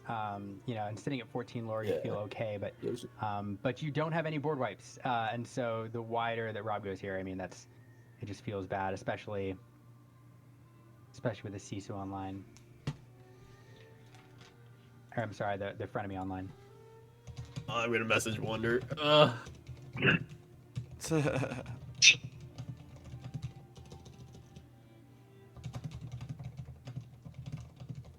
this Big is sad. Again, their answer. I mean, drawing in another Clarabelle here. I mean, I think we've seen. I think two moving go to forward, they Mr. should Paw. just allow it A as couple accepted more game state. available. Yeah, probably. So I mean, there are a lot of things that could have been done better, but it's all good. Good. I mean, we're all still learning. That's why these are So I think exhibitions, the and they answer really here, don't count for the anything. best answer is probably what to drop the Clarabelle, drop. I don't know. Rob's drawn a few here with the friends and the rabbit, so draw 2 or 3 cards, and then next turn drop a wide board, and force the board wipe. We did not deny the Clarabelle draw. We told them to draw an extra card off of the Clarabelle. If they chose not to draw it, then they together decided not to do it as a thing. But we told Monkey to draw the card. He should have had the draw as well. Yeah, you should have taken the draw. One note. Yeah, again, my mentality. I wasn't even thinking about drawing a card afterwards. Anybody watching this, you see Right. this plays like that, and even tonight with some amazing players on camera. Yeah, we've seen it's several whatever. times that players have made I'm not mistakes, too It whether just it's, happens. You know, putting a card in your discard instead of bouncing it, or not exerting it to play a card. These happen all the time. You can imagine in a DLC where there's like we had Nigel like make the same mistake with the double summons. Like a kerfuffle with like playing double egg and like all the time, and like not bouncing back Flynn is like kind of like I don't know. Low key. Point I like to make because sometimes people. It only really matters in this kind of matchup, right? Like it's like the only time it actually makes a huge difference. Yeah. At the time, both of us were kind of like, "Oh, the Flynn is just supposed to be in hand." I didn't think about the implications of Flynn being supposed to being in hand for like 2 turns. You know. Looks like it finished up, and that This was is game actually big, 3. Let's. This is a really fun experience, though. This is really fun to play on the stream and see chat pop off and the casters pop off at my deck kind of doing its thing, and I was excited to bring this list to this event. Yeah, I mean, I think they're doing something really good for the community, like I said before, and I'm excited to see where it goes further. I think that this is going to bring a lot of attention to the game, and it's a good growth. It's a good experience for all of us to get better as players, and to really get all the teams' names out there. So. Yeah, Wonder's saying that they're gonna have a judge lined up to watch live from now on. Okay. He was commentating they couldn't catch it fast enough, and that'll keep things a little bit better. That's sick. That's smart. Yeah, that's smart. Do you want to give some shout outs though, like to some of the homies in the Bay Area that like lent me cards for this event? And Brandon and Abdul, you guys are goated, and really appreciate you and the 3 Ink server. The community in Bay Area has been amazing, and thanks for helping out, coming in clutch and helping me borrow some cards for this, so I could play this super cool deck. Yeah, thank you so much for coming on and going over all the coverage. Thank you for playing, and being a part of the team. We're happy to have you.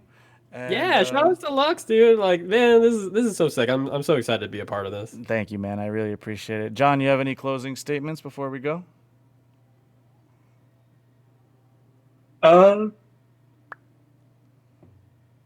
No, you guys pretty much covered everything I wanted to talk about.